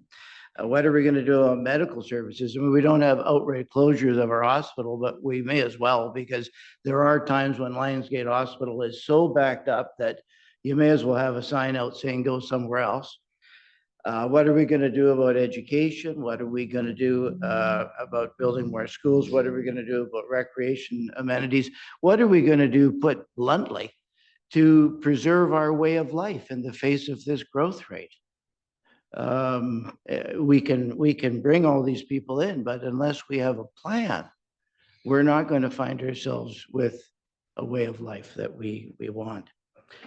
I would note that we do retain some important authority here, and I think it's very important that we define that authority clearly. We do have authority over the kind of housing that we're going to build. I mean, we may be subject to housing orders, but we can still have a lot of discretion over what we build, and clearly we need affordable rental housing.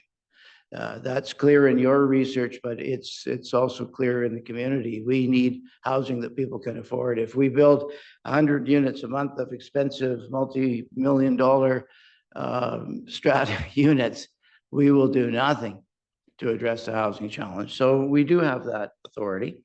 We also have authority over location. Where are we going to put this? And as Councillor Back said, we're going to be looking at the town centers, ways of actually accommodating these growth rates without, and as Mayor Little said, we can't spread this growth rate across our community in an infill method, because we just don't have the basic infrastructure to accommodate that. It would be too expensive, as Councillor Meary said, to initiate. So those are some of my comments. I really will end with the fundamental premise that I look forward to not only the provincial government, but also the federal government, us, and all other stakeholders identifying this as a collaborative and cooperative exercise.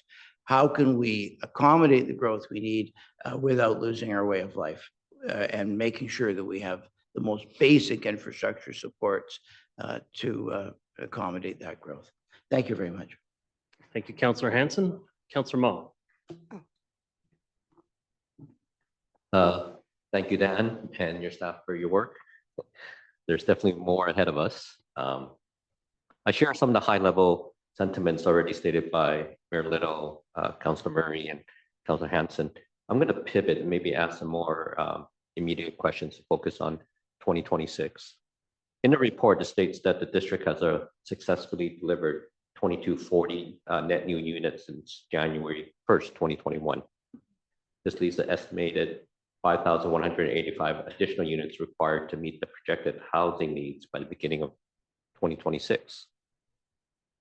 When I kind of look at those numbers, I kind of, okay, we got to get going. There's a couple questions. The first one, please define for me delivered. Is that providing occupancy permit or just approving the development application? Is that the next new completed unit? So occupancy permit issued for the 2,240? Okay. So my second question, so if we look at, I don't have it all. I think the staff party would have a better idea, but when you look at the pipe, what's in the pipeline, what's approved or going to public hearing or, coming before council now, this, a couple off the top of my head, I look at Belle Isle North, 104 units, Quad Rio 534, one tonight, the Lynn Valley project, potentially 66 units, Chard 478. And, some of these won't even start until after 2026. Like, I believe the Chard project won't even start till June 2026 after FIFA. That's what I think I heard at a call last week. So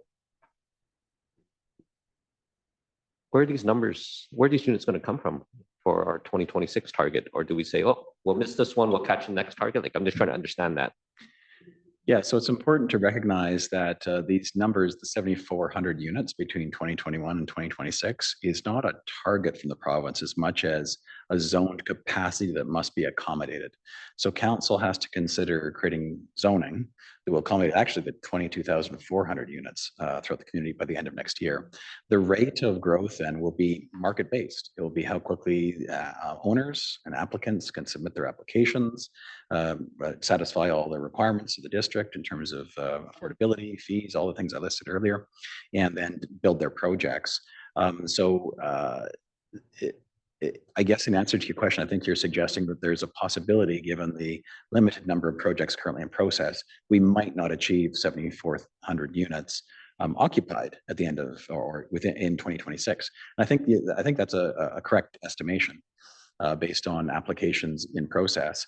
And the fact that these large projects, you do generate big numbers, but they take a long time to construct. The permit approvals take some time, and then they take 2 years, 18 months or longer to construct. So I think your feeling there that we're likely not to hit that 7,400 unit as a target is correct. But the province is asking us to have zoned capacity to accommodate it. I just want to add on to what Councillor Hanson was saying. We need to work collaboratively with senior levels of government. I would suggest we also need to work closely with developers. I mean, we have to remember, it's not council, it's not municipalities, unless we set up our own development company. It's not us that develop these buildings. We need the developers to build what we need. And hopefully, we got to work with them as well. So I just want to say that. And I'm going to make one little pitch. I think you mentioned that the district will have some different options, and some of them are infill. And I'm still a big proponent. It's not the answer, but it's part of the solution, is coach houses and laneway houses. I know there's a report coming at the, I think, end of 2025? In the spring, we'll be presenting scenarios that will include allocation of lands, including infill opportunities. Right. I just hope that we look at ways that also in increasing FSR, because I've talked to a lot of members of the community who says, hey, I'm not a big developer, but I just want to, have something for my aging family, or, my daughter's coming home with a baby, like all these different scenarios. It's not going to hit the 22,400, but it's going to be part of it. And will preserve some of the community that we love, and what we love about living on the North Shore. So we need to find that balance. Okay, thank you. The next speaker I have is Councillor Pope. Thank you very much. The OCP was completed in 2011, and no one predicted that we would have the explosive growth that we've had. According to BC Stats, in a report released earlier this year, BC's population could reach almost 8 million people by 2046, an increase of 44% compared to 2023, which is 5.5 million.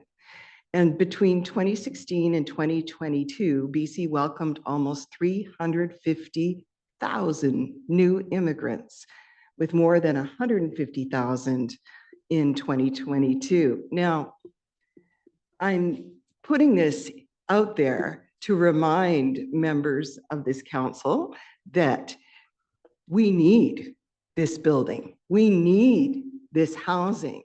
And that is why the province mandated more housing be built and to be built as quickly as possible. Because the problem was municipalities like the district had rejected a lot of development in the past and were way behind. And we are still painfully slow at responding to demand. I notice your report pointed out the core housing need is most acute for seniors, where they're at the top of the list.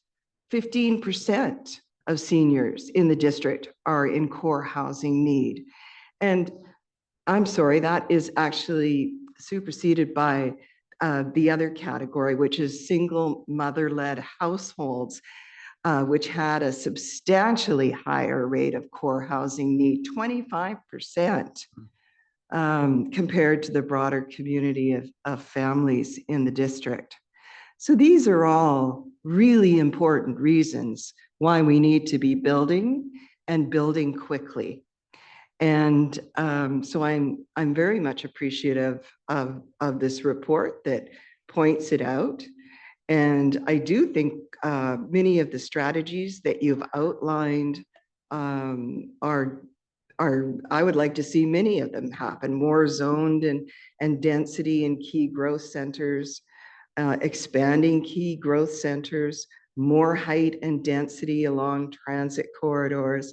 And I'd especially like to see more height and density linked to, more affordable housing in those projects. Of course, affordable housing is, I think, the biggest concern that we have in the district. So the province is asking for zoned capacity, as you said in your report. It's not mandating that we build this. The market and the developers will decide what is actually needed. And those are my comments. Thank you. Thank you, Councillor Pope. Councillor Forbes. Thank you, Your Worship. I wholeheartedly agree with just about all the comments that have been said around the table, and I want to express my deep thanks for this report. It's very intense, very detailed, and I mentioned before the meeting tonight, I think I have about 5,000 questions for planning, but I'll make an appointment. Generally speaking, I feel that this is kind of all levels of government have kind of been pushing it down, pushing it down, pushing it down.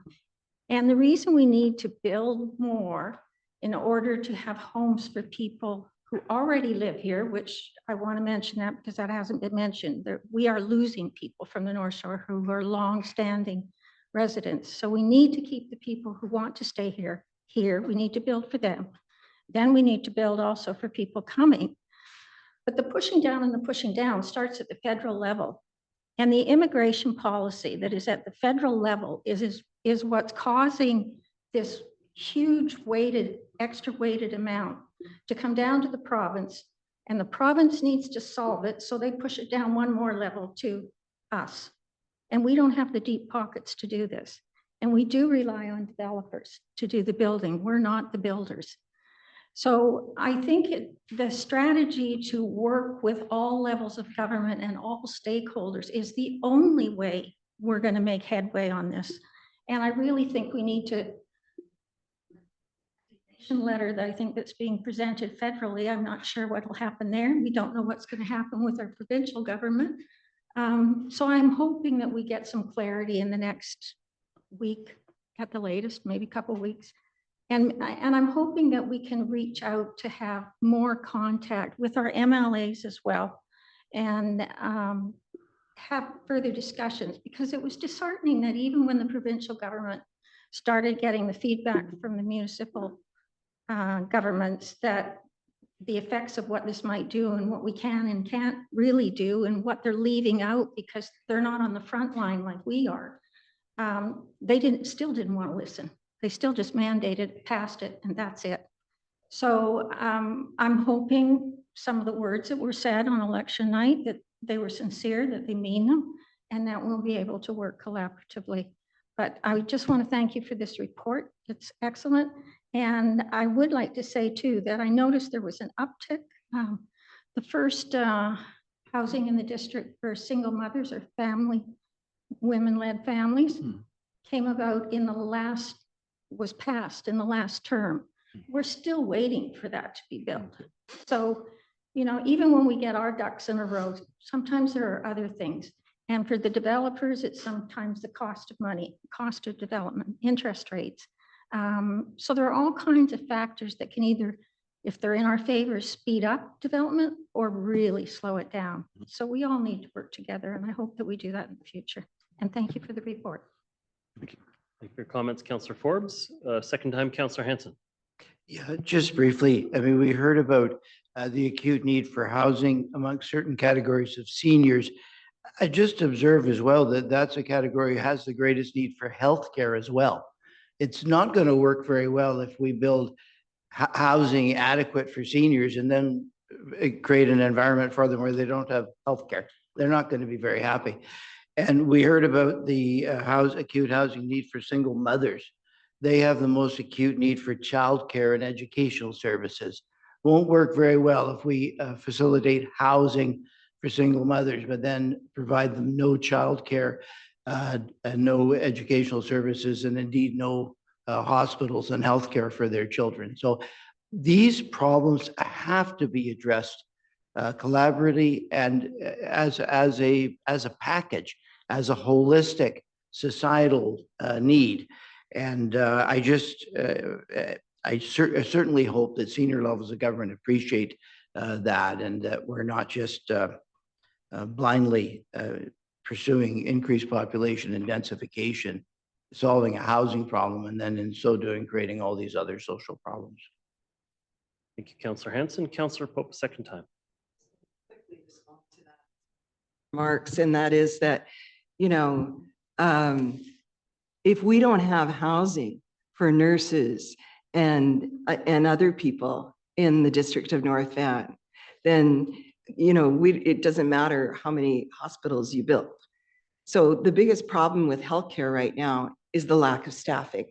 And actually, this province is at the forefront of recruitment efforts from all over the world to bring in nurses and doctors. So, but they need the housing to live here. But what I was going to ask additionally was that I think your numbers, you've got 7,400 units by 2026. And did I write this down correctly that we've already delivered 2,240? Yes. So with a balance of 5,100, actually, not the 7,400 that's been floated here a lot tonight. Yes. It's actually 5,100 more units are needed by 2026. Clear. It's 5,100 more units of capacity. Yes. That's correct. That's what we're talking about here all night, right? It's capacity to have that. Yeah. Okay. So I just needed to clarify that, and I'm good. Thanks. Very much for your comments, Councillor Pope. Just my own additional comments on the matter. I think Councillor Pope actually hit one of the key issues on the head, is how do you not only have the right puzzle pieces, but put them in the right order? And if you don't have the staff, you don't have the building, how can you actually expand the infrastructure to be able to support people? And there's another side of that too, which is that only 2% of the immigration that we've had in the last few years has actually been skilled trades. And so if we don't have a coordinated effort to make a higher percentage of that immigration number be promoting skilled trades and making sure that we're getting a higher ratio of them, you won't be able to build it. We're struggling to build it now, and we have 98% of the immigration that's been coming into the expanded program.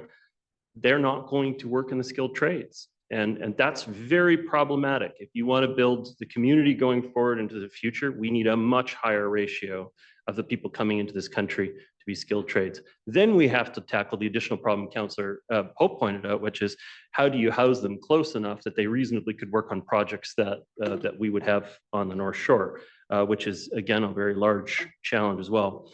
will say this whole thing is a bit of a double-edged sword. I know that a lot of people in development community were big advocates for Bill 44 and 47 in particular. Here's the double-edged sword. Every single assembly you do going forward into the future, you're going to pay the full uplifted market value price of the new zoned value. You will no longer have the benefit of being able to identify an underdeveloped aging space and say, well, what about that area? We're going to go there, we're going to assemble some properties, and then we're going to work with the municipality. We'll give you some public benefits specifically, but we're going to uplift that zoning, and that's how we're going to make the math work. That's done. Now, the municipality is going to have to go out ahead of you and zone that space, and you're going to pay the full market value for it. And that is going to make the pro formas on a lot of the projects in our communities very challenging, if they aren't already. I see no further speakers from council at this time. Prepared to call the question on receipt and publishing of the report. All in favor? Contrary minded? Motion is carried. Thank you, Richard. Okay. Next, I believe we return back items 8.2 and 8.3. Sorry. Item 8.1 was moved to the end of the meeting as it wasn't as time sensitive as many of the other items we were considering. Items 8.2 and 8.3 were passed in consent. And so where that means we're resuming the regular order of this evening's agenda is onto item 8.4.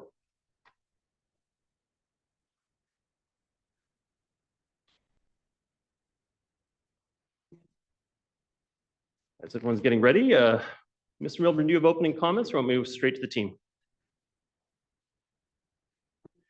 I think the team is prepared in a moment to provide the introductory comments. Thank you. Thank you. Good evening, Mayor and Council.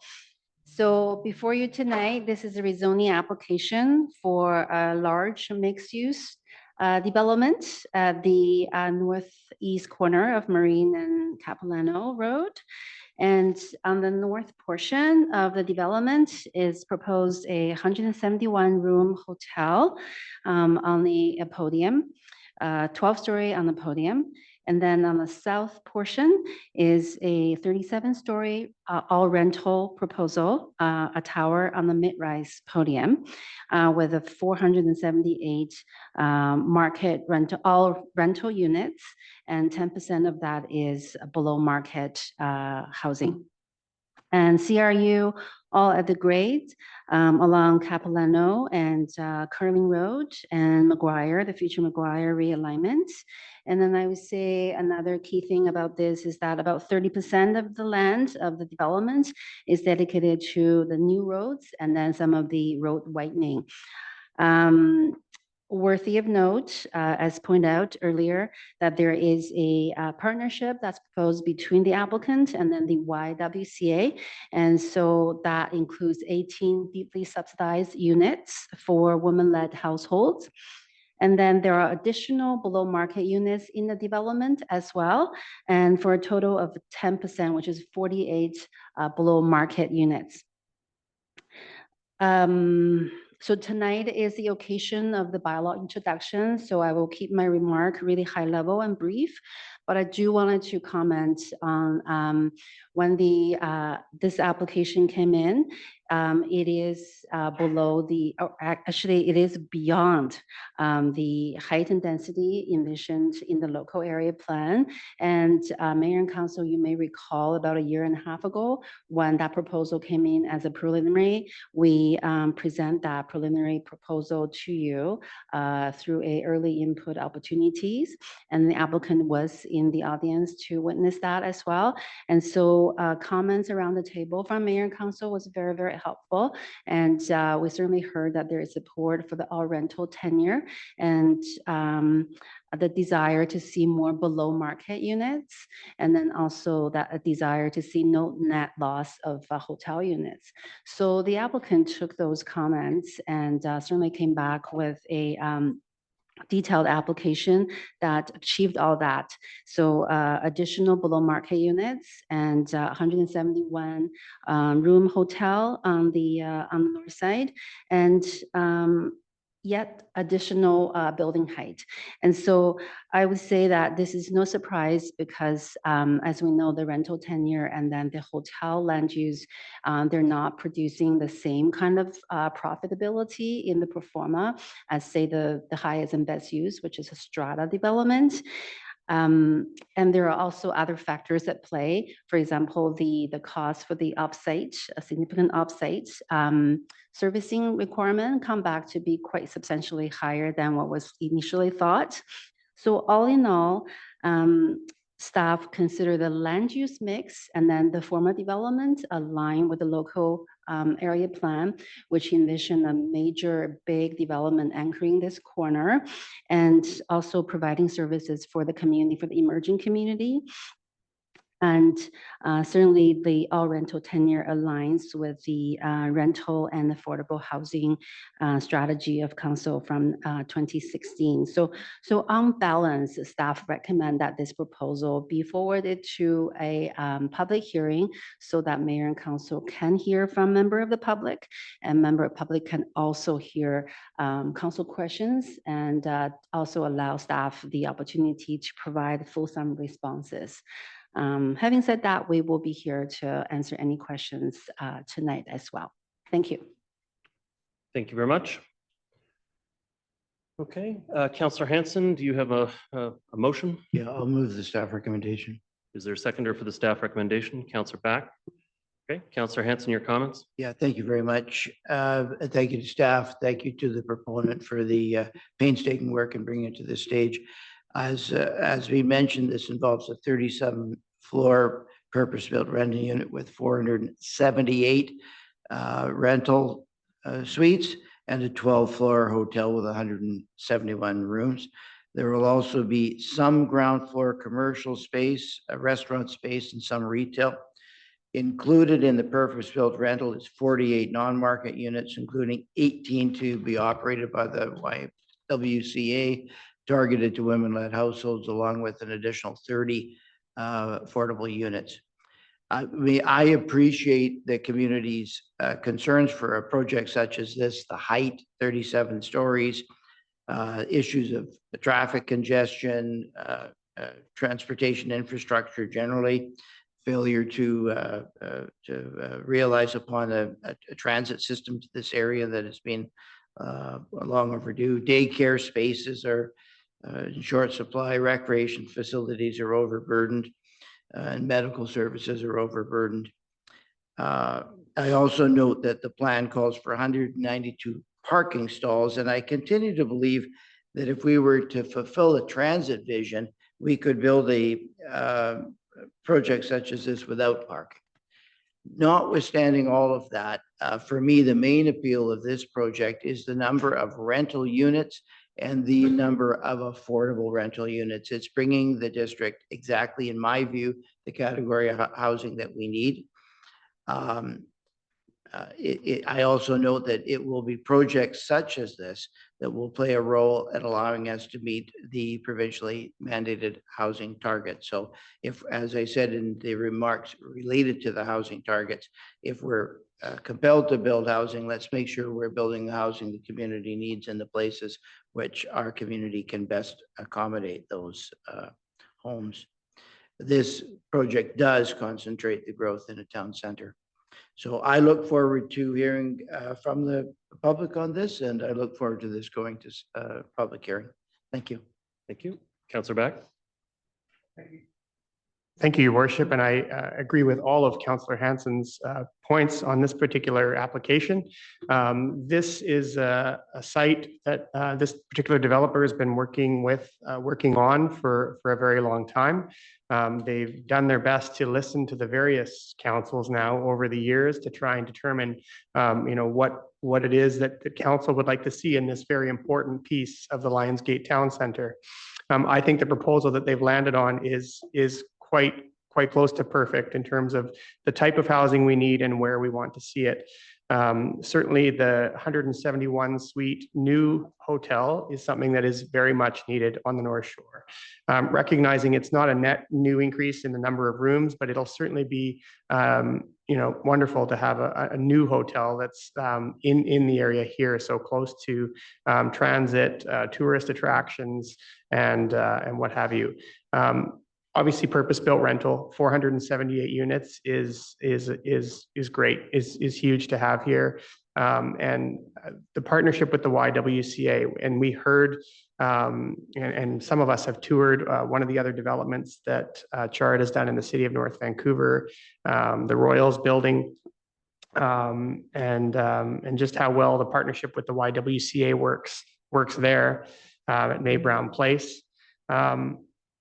Some of the other amenities are very attractive for me in this particular development.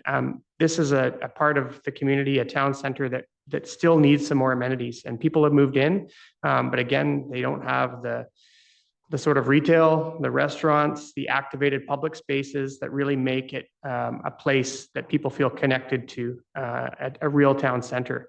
And I think this development has the opportunity to bring a lot of that with the sort of commercial space and restaurant that's included, the pocket parks that are a part of it as well. So I think all of those elements will benefit everybody that's living down in this Lionsgate neighborhood. I also think the amenities, and I remember in touring the Royals building, how all of the amenities are going to be elevated up at the penthouse level for the benefit of all of the residents. And I just think that is a wonderful feature of that development, as it will be of this one. The fact that there's no displacements as a result of this, I think is huge as well. And it's just going to be, new homes for people to be able to rent in this part of the community. And finally, I think there's going to be some long overdue improvements to the active transportation, and I will appreciate that along Capilano Road in this stretch, which is currently not a very comfortable area to ride a bike or walk. And this development will help contribute to some real improvements there with some of those offsite improvements, including that new bus stop as well. So I just think there's a lot of positives here. It's been a long time. And again, I want to thank the developer for all the work that they've done to really listen to the community and the various council feedbacks that they've heard. And this is first reading, so I'm looking forward to hearing from the community in a more formal way when this moves to public hearing. Thank you. Thank you very much. Just my own comments on the matter. I'm having a big challenge with this one. And the reason being is that when we went to the community, did the planning process for this area, we told them through the Lower Capilano implementation plan that this site was going to max out at 18 stories, not 37 stories. And so then the question becomes, is the project proposed close enough that I think it should go to public hearing for some amendments and changes or potential? And I just don't see how we can cover the distance from what was promised in the community to what this current proposal is. Obviously, purpose-built rental is desirable, but it's purpose-built rental that's not at $4.5 a square foot. It's purpose-built rental that's lower than that. And obviously, having a partnership with the YWCA is very encouraging, but at the same time, doubling the height of the site, is it worth all of the things that are being contemplated or considered here? So at this point, I'm not supportive of granting first reading on this project. I think it's too far out of scope from what we've planned in the community. I think that we should engage with the community to do a new planning exercise for the Marine Drive corridor and Cap Road in order to be able to see if we're going to expand the town center in line with the discussion that we just had with the housing needs report. That may be one of the options we have to consider in order to be able to meet our density requirements, is to go and potentially revision how large the town centers can be, or how the breadth of whether they cross over McGuire. But having a 37-story tower on the edge of the town center across the street from wartime bungalows is challenge. It's very problematic. It doesn't make sense from a planning standpoint. The original intent was that the neighborhood would peak at the Larco development and then taper down to the neighboring areas. The peak of it would not be on the eastern edge of the area. So the Lower Capilano implementation plan contemplated 18 stories. I think we should be engaging in a new planning exercise for the Marine Drive corridor and the town center before making such a dramatic doubling in height without having gone to the community for a broader planning discussion. So I will not be supportive of issuing first reading at this time. The next speaker I have is Councillor Ma, followed by Councillor Murian. Thank you, Mayor Little. Thank you to the staff for the report. I'm going to echo at this point now only some of the comments that have been said. My initial concern was height when I first saw the proposal and the impact on the neighboring community of Lower Capilano. I think the report that I saw, the height went from about 25 to 29 to now 37. So it is a big difference. But I also note in the report, you know, I'm not a designer, but he talked about the step massing. So there would be potentially some reduction in the impact on the community. And when one looks at the overall proposal, there has been a lot of changes made by the developer based on comments from council and from the public information session. And that's over a year and a half ago, but we'll deal with that issue another time. So we're now faced with the choice of approving more density and height in order to get the things that council and the community wants. And, you know, I've been, you know, meeting with members of the community and also giving this a lot of thought. And as I said during the early input session, there are things that I like about this project. There is a significant rental, a number of rental units. And I think one thing that people need to remember is when we look at rentals, it does affect the developer's pro forma because there's no pre-sales. And from what I understand, you know, the income is earned over time. It's not like it's a strata unit, they sell it, they make their money and they're off to their next project. From what I can gather about Chard, they are part of the community. They run other rental housing projects. And, you know, they bring in good partners like YWCA. Councillor Pope and I had the opportunity to go visit the project over in the city, the Royals. And it's a very good project. And it benefits the people that are living there. And I think that's one thing that with all these numbers, we sometimes lose sight of who's benefiting. Yes, there are people renting, but there's also people that are in need of housing and in challenging situations, whether they're leaving abusive relationships, they need that safe place.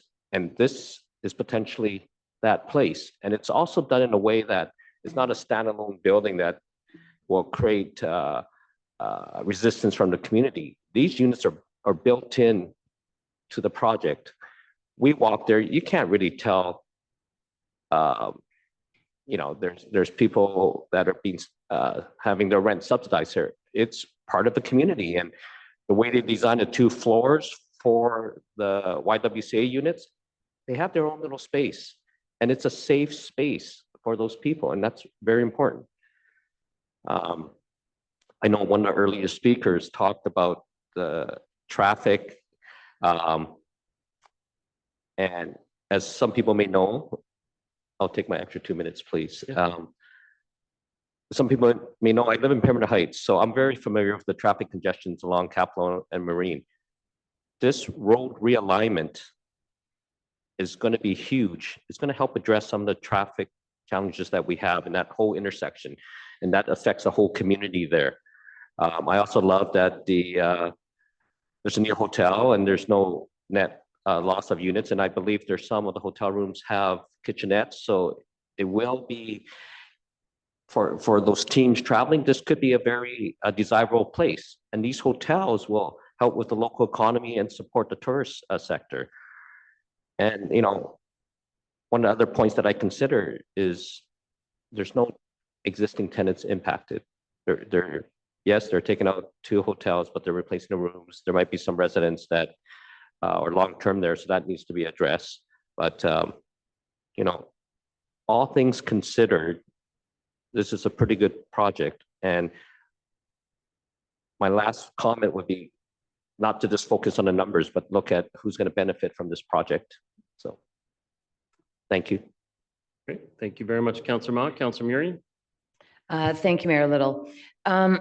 So obviously the height is a big issue. It's not in keeping with the existing neighborhood or even the existing development that was envisioned for that area. I think the Travel Lodge, is that the Marvel Group, the Travel Lodge? Yes. Yeah, so the Travel Lodge is the highest building or the potentially highest building. It's under a court-ordered sale right now. It hasn't been sold, I understand. So that was the highest one in the neighborhood. So this is a significant height difference. So I do concur with the mayor's comments. The hotel is certainly a welcome addition, although it's not an increase in units. It's the same, it's a different kind of unit. You know, I think the current rates are 130 for the existing motels. I think the Holiday Inn is around 250. You know, this will probably be in excess of that. So it might not be the interior teams coming down to Vancouver that'll be able to stay in these places. It's the same as the older affordable housing, you know, being redeveloped. It's hard to replace because new is more expensive than old.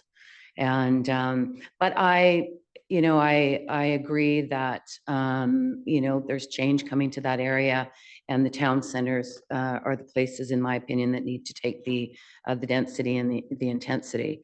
Now there's 78, I think 78 below market and YWCA units, or 48. So what's the total amount?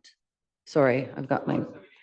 Yeah, but so 78 units that are below market, and 48. 18 plus 30. I know, I'm just, I got to get to that graph. So so let's just get to the question. What are the market rates for the, what are the market rates? Do we have any numbers on the market rates? Like at 37 stories, those rentals, those penthouses at the top are going to be quite nice. Mr. Milburn, do we have a target price that's been shared with the district? Your worship, the applicant may set their own market rates, but what we use for pro forma analysis generally for brand new units in the district is between $4.50 and $4.60 a square foot per month. That tells me nothing. So what would it be like a month? 1,000 square foot unit would be $4,500. 45. Yeah, but they're going to be the tallest. You're going to have the best views on the North Shore at that height, right? So they're going to demand a nice rate, a significant rate. I'm sure they're, you know, the design is beautiful and they're going to be expensive rentals. So I don't know if we can really say it's for the missing middle. I don't know if the missing middle can afford that level of rate. I was hoping, because I am very careful at what I support because of the lack of infrastructure, because of the lack of services, because of the issues of transportation that is only increasing and becoming more challenging in the district. I've always said, build the infrastructure and then let's go. We just don't have the infrastructure. So I'm always really challenged to support great density when I still don't see any infrastructure coming in the form of expansion of the bridges. The transit is where our service is getting cut. So but I was, because this is unlike many of the projects that we look at, it's not displacing people. That was the other challenge that I've had over the years, where we're displacing existing residents that have lived here for decades because we want new and we don't have anywhere for them to go. So that's why I'm critical of applications that are coming forward and pushing people out that have grown up here and raised their children here out of our community. So with this one, I was hoping that this one maybe would have been the one that I could have considered, but it's too high right now. And I understand that you heard our comments. I wish I had known that we were just going to be adding our comments on top of each other to get to the level that we're at. So I can't support it at this time, but I hope that we can find some middle ground to address the height. And I do think it's fair, Mayor Little's comments in regards to a bigger planning issue, certainly with what we've just talked about with the housing needs report. What is that going to look like into the future? But we did make a commitment to the community, and I value that commitment, and I have to keep it. Thank you. Thank you. Second time, Councillor Pope. First time. Oh, sorry. Sorry about that. Go ahead. Thank you very much. We've just heard from the housing needs report that we need to get moving. We need to build higher and we need to build more density. And so that is looking at 37 stories. Right across the street, we've got the International Plaza that's been there for God knows how many years. It's 25 stories. The other across the street, the Travelodge that Councillor Murray was referring to, that's last proposed at 27 stories. So I think it fits in that neighborhood. And we heard tonight from a resident, Jill Colleen, and that you know, she's excited about this project, and she lives down there. And there are many positives about this project, including the fact, as Ms. Colleen mentioned, that we have incredible attractions on the North Shore, but tourists go downtown for their hotels. So we need a major hotel big enough to accommodate tourists and sports teams and business travel. We need more rentals, and this provides 478. And a total of 48 will be below market rentals, of which 18 will be deep subsidy and operated by the YWCA. I wish there could be more. I wish that if once we start getting up into these heights, that we could find ways to provide more affordable housing units. Because as we heard from Lisa Rupert at the YWCA tonight, there's 139 women on the waiting list in North Van alone. And we also heard from Masa Haidarpour, who I met along with Councillor Ma recently when we toured one of the city's buildings, similar in that it's going to have it has two floors of deeply subsidized units. And it was spectacular. What they've done in there is absolutely beautiful. And I love the fact that it's all integrated.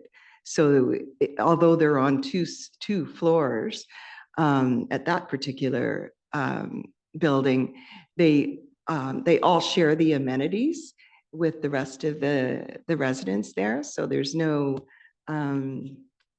separation. And I think that's really important. And obviously we really need it. So that's wonderful.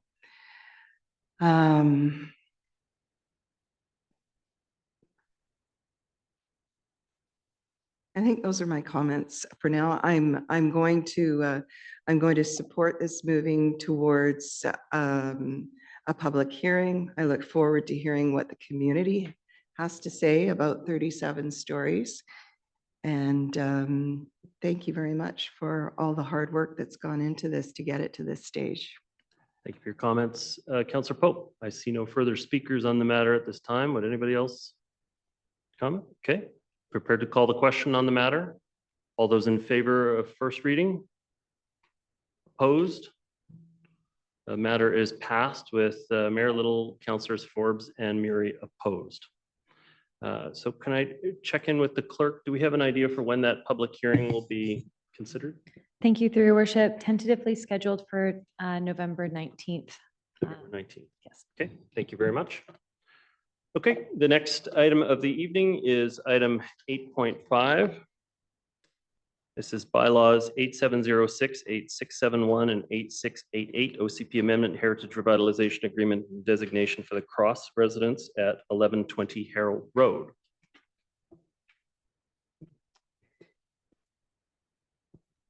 Yes, Mayor and Council. Yan Zhang, Yes. opening comment? Yeah. Thank you. Just a very short, high-level introduction. This is a heritage infill project in the Lynn Valley neighborhood. The proposal is to restore and permanently protect the cross residents, the historic cross residents on site, and then also allow some infill buildings surrounding the relocated house.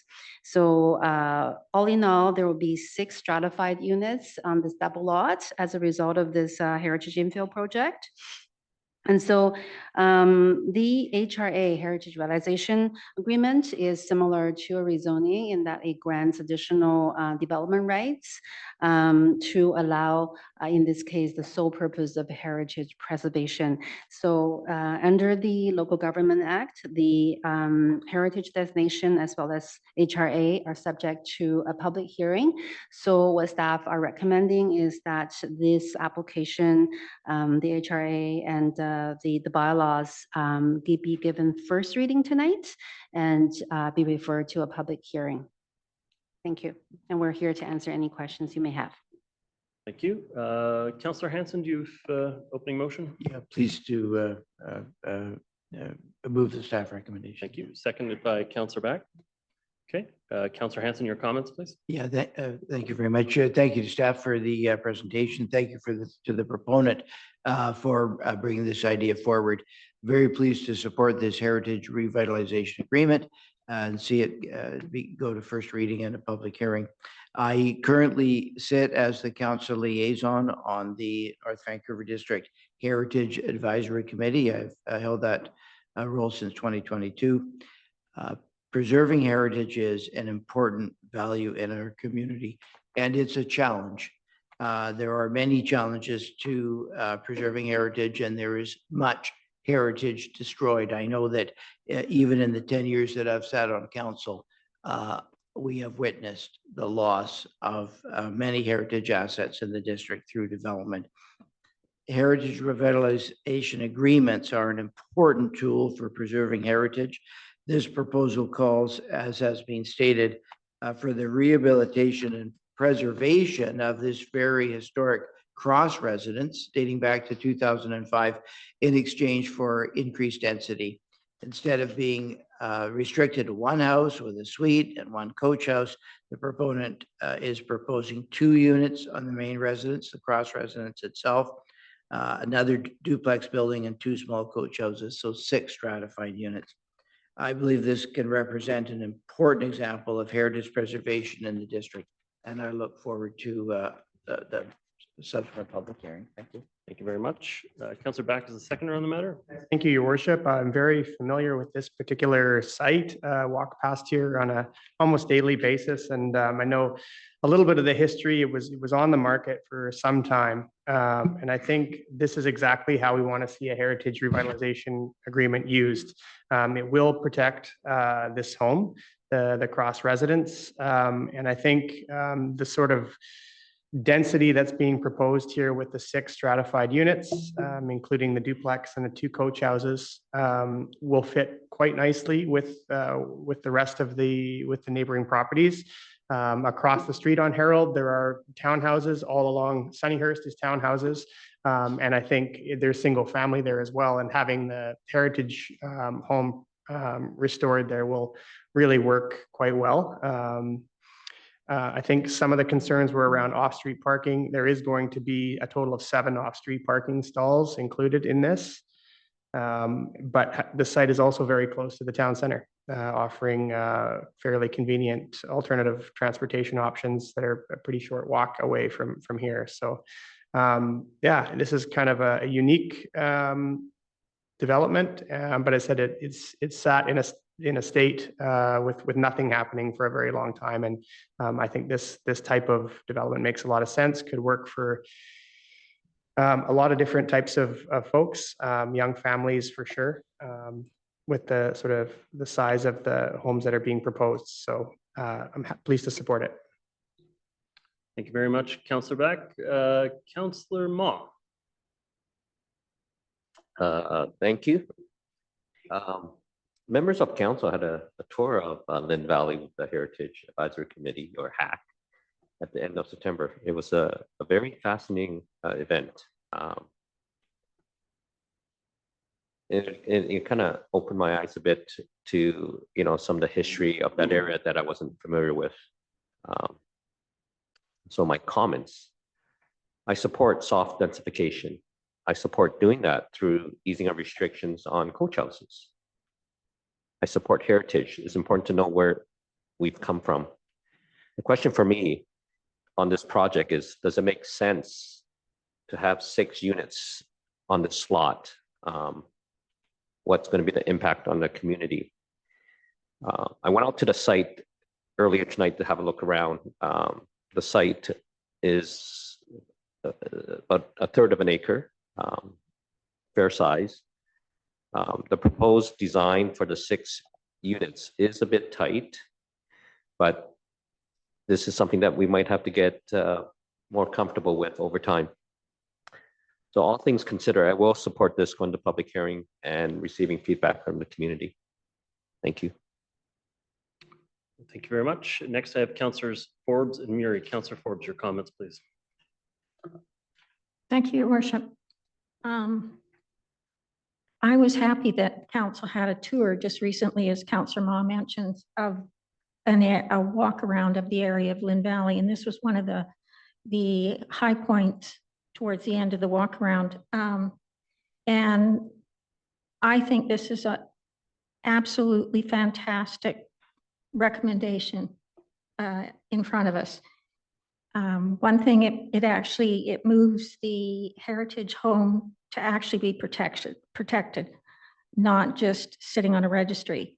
So I was really pleased with that was going to happen. I also like the idea that they've managed to get 6 strata in there, and the main house will be as large as over 2,600 square feet. So it's quite considerably large for a family. That would be the house that's being retained. And the townhomes are going to vary between 1,200 and 1,400 square feet. So they're considerable size as well, too. I had a little bit of concern because in order to move the house, pretty much all the trees that are on that lot are coming down. So I had a bit of a concern about that, but I think the trade-off with what we're getting, and they will be required to replant 3 to 1. The trade-off makes sense to me. It's also close to transportation, close to the Lynn Valley Center and the Lynn Valley Village. And it's been designed, I think, really well for privacy concerns with where the windows are placed on the buildings. And I think that will help with, even though it's a compact site, as Councillor Ma says, I think the way the design is going to allow privacy. I also think that because this is being stratified, I think it'll be more affordable. So for all those reasons, I'm in favor of letting this go to public hearing. Okay, thank you very much. Just my own comments on the matter. I guess I first have a question of staff. Were efforts made to try to link in the property to the west? I'm worried about a bit of an alienating effect when you consolidate the lot mid-block and leave a rather small lot on the main street. Yeah, thank you for your question, Your Worship. Lynn Butler, development planner on this one. I'm not aware of any efforts made to work with the neighbour in terms of the isolation of the lot, but happy for the applicant to raise that at the public hearing if we were to proceed. It'll be on my list. There you go, Mr. Milburn. Yeah, and just to add to that point, I think the staff always assess, as you mentioned, kind of a remnant lot concern.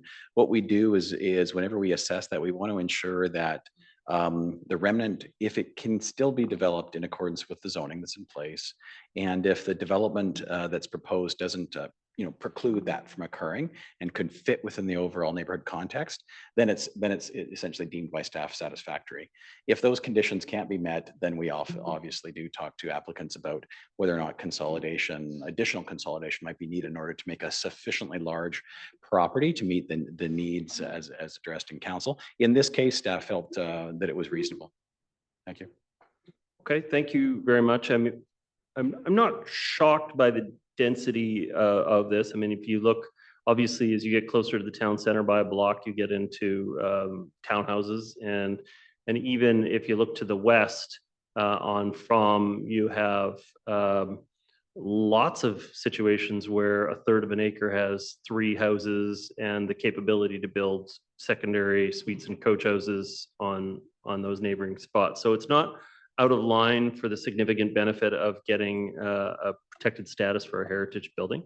And so I'm going to support this going to public hearing and look forward to hearing what the community's comments are.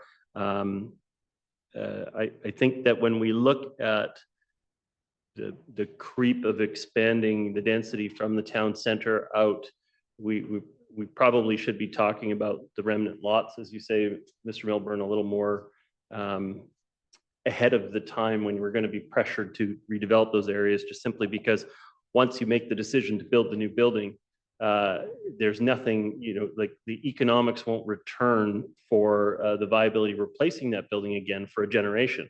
And so then you're going to create a remnant lot for a very long period of time. But they're not responsible for their neighbors' properties. I'm not trying to suggest that they would be, but the density doesn't shock me. So I look forward to hearing what the community has to say about this proposal. I'll be supportive of first reading. So, Councillor Forbes, is your hand up from before? Okay, would anybody else like to address the matter? Hearing none, call the question. All those in favor? Contrary minded, motion is carried. Okay. Council, we've gone past 9. I usually have a bit of a stand-up stretch break, and I think that'd be appropriate to do at this point. So I'm going to call a 5-minute recess. Washrooms are across the hall. Sitting is the new smoking, so get up, stretch your legs, be active, or else Heather Turner, our head of rec, is going to come and talk to you over there. But we'll see you back here in a few minutes. All right, council, members of the public, we're going to prepare to reconvene, but I need members of council to be present for quorum, please. Smells good. Mm-hmm.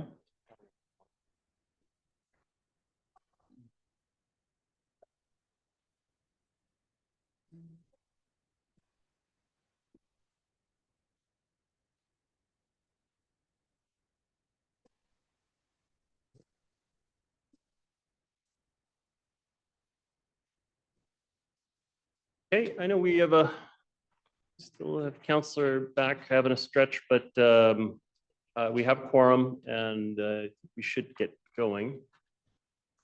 All right, so I'll call the meeting back to order. The next item up for consideration is item 8.6. This is bylaws 8675 and 8676, OCP amendment and rezoning for a 6-story market rental development at 1149 to 1155 Lynn Valley Road. This item is returning from a public hearing for council's consideration at 2nd and 3rd. And I see Councillor Hanson, you have your hand raised. Do you have a motion for us to consider? Happy to move staff recommendation. Thank you very much. Is there a seconder for the staff recommendation? Councillor Ma? There you go. Okay, Councillor Hanson, your comments on the matter, please. Yeah, thank you very much. Pleased to support this rezoning receiving a 2nd and 3rd reading. The proposal will create 66 units of badly needed rental housing within Lynn Valley Town Center. As presented by staff at the public hearing, we have approved very little purpose-built rental in the Lynn Valley Town Center. So this will be a welcome change in our approval pattern with respect to Lynn Valley Town Center. To date, the vast majority of projects, almost all, if I recall correctly, have been for market strata in the Lynn Valley Town Center. Now, addressing the main points of contention, there were 3, and I'll address them each in sequence. First, There was a criticism of lack of affordable rental, and obviously we would like affordable rental. The more affordable, the better.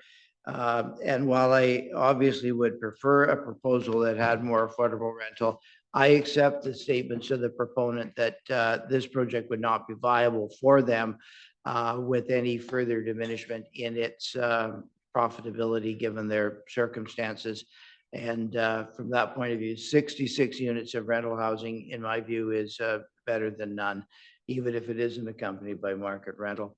There was a discussion with respect to the access, which isn't perfect. Lynn Valley Road is a very busy road, and it would be better if there were an alternative access that came from another corner of the property.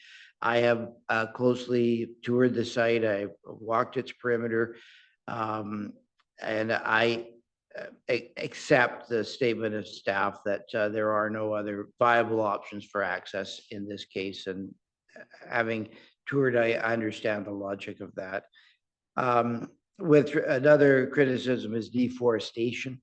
And it is, of course, unfortunate these mature trees on this site, the last of their type within the Lynn Valley Town Center, must be removed to accommodate the construction. And I do note that there will be planting of replacement trees, and the developer has agreed that these replacements shall be of a larger size to provide a new canopy. In any event, we must weigh the pros and cons and the benefits. And in my view, the benefits of 66 units of rental housing within the Lynn Valley Town Center, in this case, outweigh the diminishment removal of the trees. So with those considerations, I'm pleased to support this matter going to second and third reading. Thank you. Councillor Ma is the seconder. Do you have additional comments? Just a few. Councillor Hampson covered all the salient points, but I do want to thank staff for the extra work they did on the various vehicle access options and mapping it out visually. It really helped. That was one of my concerns I had. You know, I think similar to Councillor Hanson, our preference would be for the vehicles not to come out on Lynn Valley Road. But I do note the following in the staff's report, that based on the traffic study, it should have minimal impact. There are only about 58 parking spots there. And given the constraints of the site and the lot, this is the best option. So I am happy to support this project going to second and third reading. We do need the rental units. And the height, you know, the OCP calls for a maximum of 5, going to 6 is not that unreasonable. So I will support this. Thank you. Thank you very much. Councillor Muri, your comments? Thank you, Mayor Little. So it's too bad when we're looking at the future developments of this area that there's not more of an ability to be able to accommodate with access or right-of-ways, smaller developments such as this. I hear the engineers in my ear say, we never want to put traffic out onto busy roads. Mount Seymour Parkway is my neighborhood, and they never want to use Mount Seymour Parkway as a way for traffic to exit on small developments. And so, you know, we put so much effort into seeing the future based on the OCP. And then there's these challenges of egress and ingress into a tighter lot on a busy road. And, you know, the medians down the center lanes of Lynn Valley, much like Mount Seymour Parkway, create challenges for access in and out of developments such as this. So I just have to say that for the future. And if we indeed are going to be looking at areas like Capilano Road, then we need to think about how all of these pieces fit into the puzzle, not just the larger ones, but the smaller ones as well. I've made my point in regards to the water and the impact to the neighboring stands that exist. And yes, they're certainly not the stands that exist on the property now. Councillor Hanson and I recently brought forward a report to protect the urban tree canopy, and we'll be looking forward to staff reporting back on that because we are losing some significant stands, and certainly they do work for our community. We saw a lot of water, and a lot of that is because of hard surface material, water running off of it into our storms and impacting our communities, and we have to be very cognizant of that. For me, the best part of this application is the design of the building. I really like the design. I love that sort of triangle shape on lots such as this. I think it will fit in well to the community. I agree that we need more purpose-built rental, so I will be supporting it. Thank you, Councillor Murray. Councillor Forbes. Thank you, Your Worship. I have some mixed feelings on this. I live in Lynn Valley. I live a couple of blocks away from here. I spoke up when we went to first reading. I spoke up about my concerns and traveling that particular block quite a bit every day. By the time you have now a bike lane and a bus, and then you're going to have people backing out onto Lynn Valley Road, it wouldn't be my first choice. But after listening to staff, and thank you to staff for working through all the options for us, it appears that no matter what development went in here, we are pretty much left with one access and exit, and that's that shared driveway with the Dakota next door to it. So the development itself isn't going to change that. I actually wrote down pros and cons lists on this because I had such mixed feelings. The height is something that I know a lot of people in Lynn Valley don't like because it's right close up against Lynn Valley Road. But I do think that just it could have been 5 stories, but it's 6. I don't think 6 is going to make a difference. And the trade-off there for me is that this is rental housing. At the same time, I wish we had affordable rental housing, not market rental housing. But not all developments are perfect. I also was concerned about the canopy, and it's a shame, but as I understand, the fellow that came up who was an arborist, hi, after he explained, that was helpful to me to understand that some of those trees weren't natural trees for our area, and they weren't necessarily in good health. So I'm amenable to that. Also, the fact that this is purpose-built rental is really important because we have lost a lot of purpose-built rental in Lynn Valley. So I'm glad that this is coming back. I also do think the need for rental, they've got 2 studios and 53 1-bedrooms and 11 2-bedrooms. I do think close to that particular town center, because I live there, that I do think for workers even in that area, that the 1-bedrooms would be really nice to have. So I'm pleased about the mix of housing that's in there too. And 5 of the units are enhanced, which is 1 more than what is required. So they did take that extra step. It is in a town center, and that's where we have to densify. So that trades off with the 1 extra story for me. And personally, as Councillor Murray has said, I do like the design of the building. So I will vote for it. Thank you very much. My own comments on the matter. It's definitely an imposing figure so close to the road. I don't think that it's a far stretch to go from Res 5 to Res 6 on this property in order to achieve some purpose-built rental right in this spot. I hear the concerns about, should we have opened up a back access place rather than having the property be right in, right out onto Lynn Valley Road. The number of trees we would have to remove to open up that back lane, and also the fact that it would be stacked with a lane next to a lane next to a lane when everything is completed.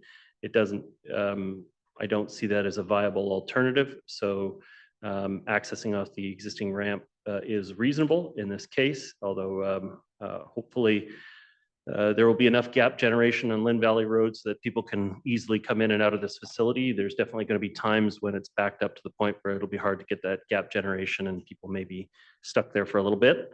But for the most part, the intersection at the Valley Center right now does clear and doesn't fail. As we get more density in and around that intersection, though, that's something we need to keep an eye on. But at this point, I'll be supportive of second and third reading on this development. I see no further speakers on the matter at this time. I'm prepared to call the question. All in favor? Contrary minded? Motion is carried. I did say they'd go to the end. Councillor Back, your motion, are you okay with me doing rec before your motion? Okay. Ms. Turner?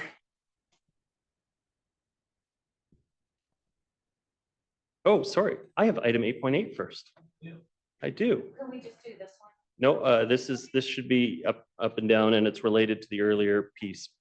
Mr. Zhang, do you have your? Are you ready to go? Yes, thank you, Worship. I'll be very quick. So this is item 8.8. This is an info report in front of you.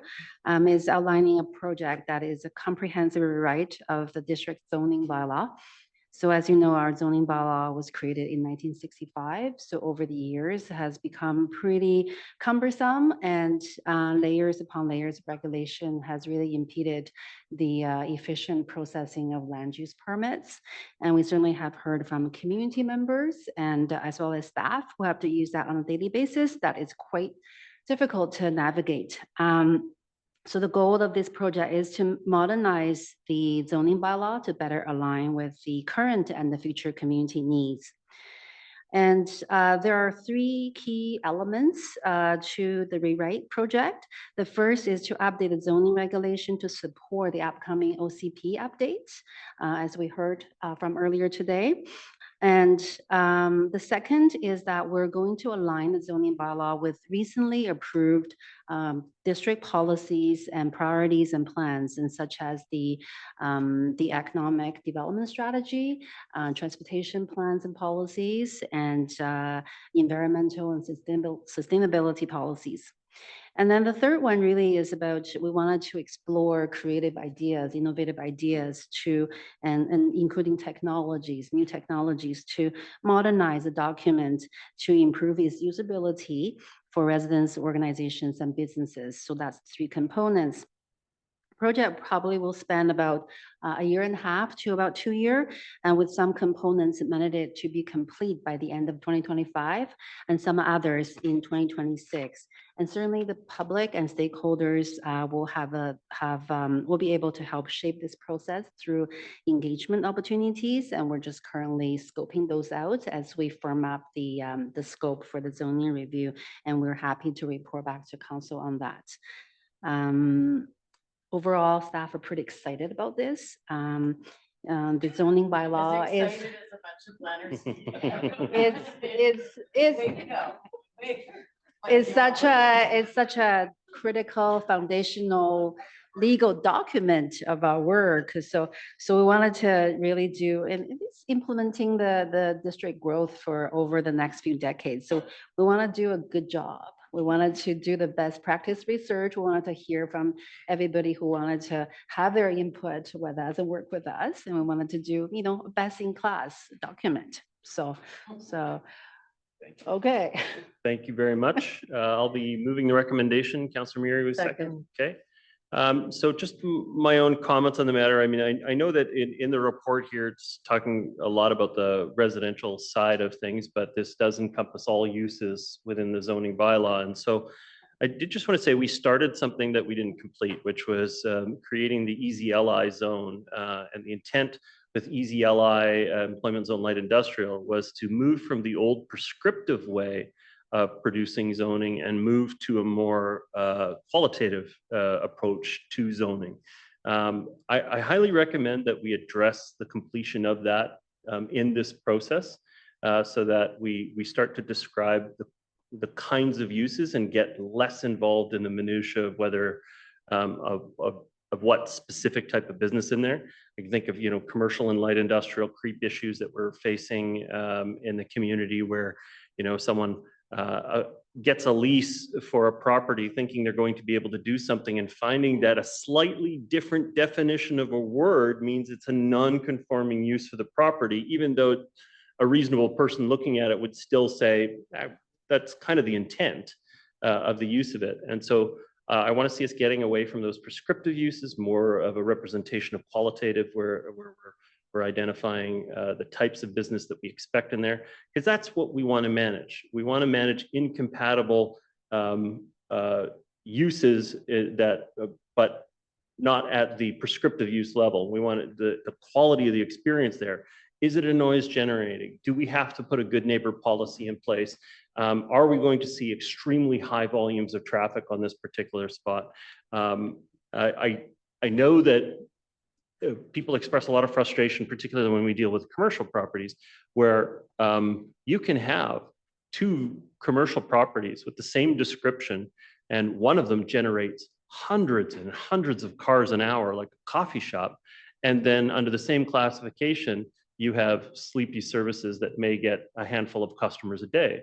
And it becomes very difficult for us to manage access and egress and the impact on the neighboring areas. And so I'm also looking for creative solutions for those kinds of issues as we go through this process. Again, what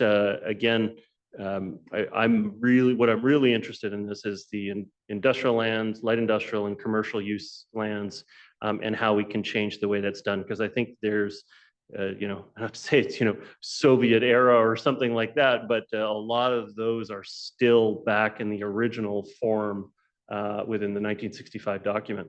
So I'll be supportive of that. I hope we can make some bold transformational changes as far as commercial and industrial zoning in this description. Councillor Murray, your comments.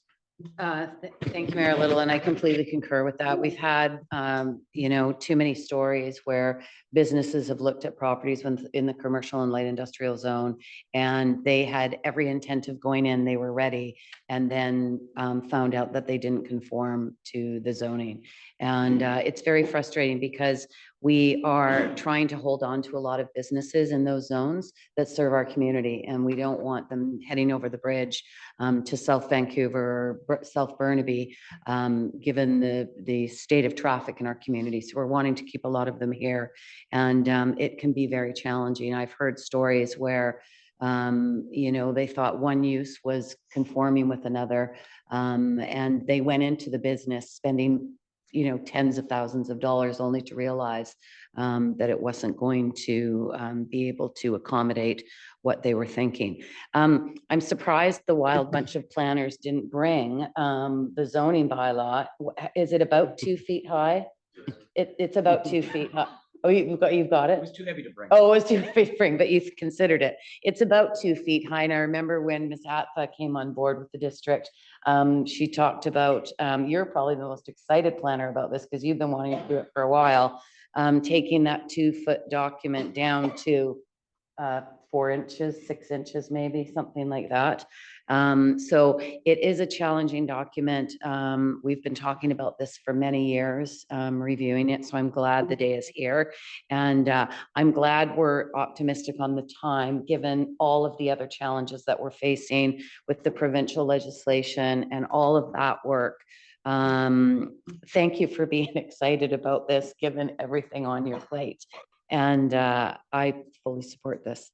Thank you. Thank you. Councillor Beck. Thank you, Your Worship. I'm also excited about this. Maybe not as excited about that as that side of the room there, but it's really important that we bring this document and make it a more modern document. I just wanted to get an update on the DAPR because it does comment on it being informed by the outcome of the DAPR, and that's the development approval process review. Just wondering where we're at with that and when we can expect to see some of those recommendations. Mr. Yes. Milburn? Thank you, Worship. We presented a report just before the summer, I believe. That was the interim report. The final report has now been presented to staff from KPMG. And so we'll be sending that to council shortly in an information report. And moving forward, of course, we're already moving forward on many of the quick wins. We've provided an update to council on those. And we're excited to see, for example, trade permits continue to be issued on average within half a day to a day, whereas we were experiencing that at a much higher level last fall. So already making significant improvements, and you'll have an information update report shortly. Okay, thank you. Thank you. Councillor Mott. Thank you. I'll just follow on Councillor Murray's lead. Looking at this photo, Kevin, on page 4, 1965 seems to be a more simple time. Too bad we can't get back to some of those. This is a massive but needed project. And I see that this aligns with the housing growth in the housing needs report. And I note that the rewrite will take a 1.5 to 2 years. So I just have a question or a couple of questions. So during the interim time when the rewrite's occurring, what's the potential impact on projects that are in midstream? And does it potentially change the rules midstream for some of these projects? Thank you, Worship. Happy to respond to that question. So the Local Government Act has very specific statutory rules for how we deal with in-stream applications. So defined as applications with a rezoning or development permit or building permit. And essentially the Act sets out a time in which applicants do not have the new rules apply to them. And in that time, they have basically 12 months to get their building permit if they've already got an in-stream application in place. And so that applies for subdivisions, applies for building permit issuance and so on, as well as development cost charges and amenity cost charges as we updated council in a formal presentation. So we follow those statutory rules very specifically. However, it does present some flexibility to applicants. When we get closer and closer to the date of adoption, we do keep applicants informed, and they then have choices to either proceed with their existing application or possibly fall under the new rules that come into place. So we try to provide that flexibility by keeping them well informed and also very strictly following the statutory obligations for how the bylaws would apply to existing applications. Thank you. Okay, thank you very much. Councillor Pope. Thank you. I have a question about page 4, aligning with transportation initiatives. It says to support the integration of diverse transportation options and encourage sustainable practices within the district. When you say encourage sustainable practices, are you referring to active transportation?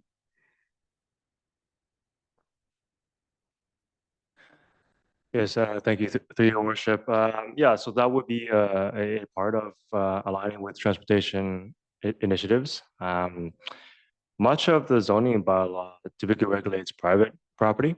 So in addition to what we can achieve on public lands, this will be looking at basically taking some of the policies that council has already adopted that we've implemented through spot rezonings, such as reduced parking rates, bike facilities, and enshrining those in zoning bylaw such that all development moving forward will have those kind of active transportation requirements or lower parking requirements or higher bike parking requirements automatically applied. I'm just wondering if we could just state it explicitly. I mean, we've got electric vehicle strategy stated there, so can we also just mention active transportation as it is aligning with transportation initiatives in general? Yeah, certainly.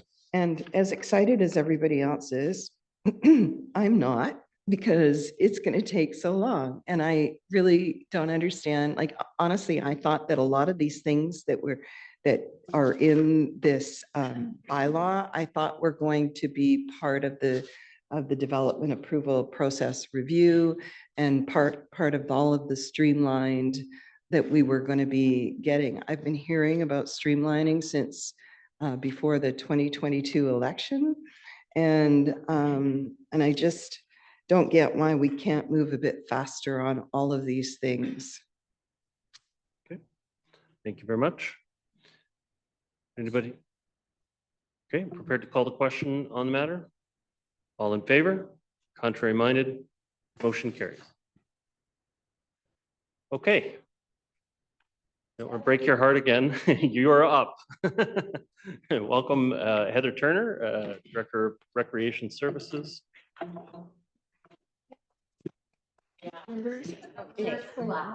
Recreation and culture. There you go. Thank you very much, Your Worship and members of council. Just briefly, in 2024, year to date, the new governance group of the commission has had numerous discussions of reviewing the mandate, which has not been fully reviewed for many years. The recommended mandate considers, for your consideration, better describes what NVRC already does, modernizes the language, and suggests some minor shifts to foster NVRC working better with and effectively on behalf of both municipalities. This has been approved by City Council a couple of weeks ago. I will highlight just a couple of notable shifts because, as I already stated, a lot of these are already within the mandate of NVRC, but the language is mostly from a number of decades ago, so bringing it up to date. A greater role in outdoor recreation, which I have spoken to previously, and trying to make that a little more streamlined between the parks areas and recreation services. North Vancouver-wide lens so that we can reduce duplication while still supporting the unique needs and desires of two municipalities when we're looking at things like facilities and amenities, for instance. Are also articulating the NVRC role in fostering a thriving arts system, being the primary liaison with user groups. Right now, that's a bit of a shared and sometimes not the smoothest communication system, and a greater emphasis on minimizing barriers for participation for those who do experience those barriers, but have every right to access good quality public recreation and art services. So the mandate is here for approval. The strategic plan was also updated to reflect the mandate and also to update the language. The strategic plan is here for information. I think it's pretty self-explanatory. So I will be available to answer any questions if there are any. Thank you. I'll be happy to move the recommendation. Just seconded by Councillor Murray. Just my own comments on it. I have some history with the Rec Commission that I think I started on the Rec Commission in about 2006, did 2 years then, and then another round with the Rec Commission board in about 2013, and just come back on this last year and getting reacquainted with the organization. I think it's important for us to update and refresh our mandate and strategic plan going forward. We have to keep that alive because it's a very important service that we offer the community, incredibly popular service that people rely upon in our community. And so it's been a pleasure to get back directly involved in it, and I'm supportive of us moving forward with the vision, values, and goals that have been identified. Councillor Murray. Thank you, Mayor Little, and thank you, Ms. Turner, for coming forward to present this to council. It is just a modernization as we move forward, an improvement of the very popular and well-oiled wheel that the North Vancouver Rec and Culture Commission is, and it also is talking about the relationship between the city and the district that has never been better. Mr. Stewart and Ms. McCarthy of the City of North Vancouver work very closely together with Heather, and it's a really tight relationship right now, and I just look forward to moving it forward and improving. Thank you. Thank you. Councillor Pope, I may have accidentally cleared your name on there. Did you have comments? Thank you very much for the report. To me, this sounds like what it essentially is a merger of the North Van Rec Commission and district parks. Is that a correct way to frame it? No. Okay. Well, maybe you can explain it for me. No, through you, your worship, I think the best way to describe it is that the recreation voice and the arts voice in both understanding the community and trying to articulate needs for recreation and arts services that may be served through outdoor venues and amenities is it's more of a partnership. Parks will still be doing design, parks will be doing the maintenance. For sure that is a very important role and relationship to other municipal services within the district. So that is not, this is we are involved in some aspects, but it is, as you may have discovered even yourself while you've been on council, sometimes it's challenging to know where those roles start and end. And so we are actually starting discussions, more detailed discussions with the parks management staff around how do we actually make this happen, and that it's nobody is stepping on anybody's toes or trying to take over anybody else's expertise or role, but to streamline it for the community and for councils and the municipalities. Well, I'm all in favor of streamlining, but I have heard from user groups that are concerned about the relationship building they've done with the district and education and awareness, for example, just surrounding pickleball needs, that's going to be lost in this process. Not at all. We have in fact been working very closely with district parks. We share information all the time. There are regular meetings.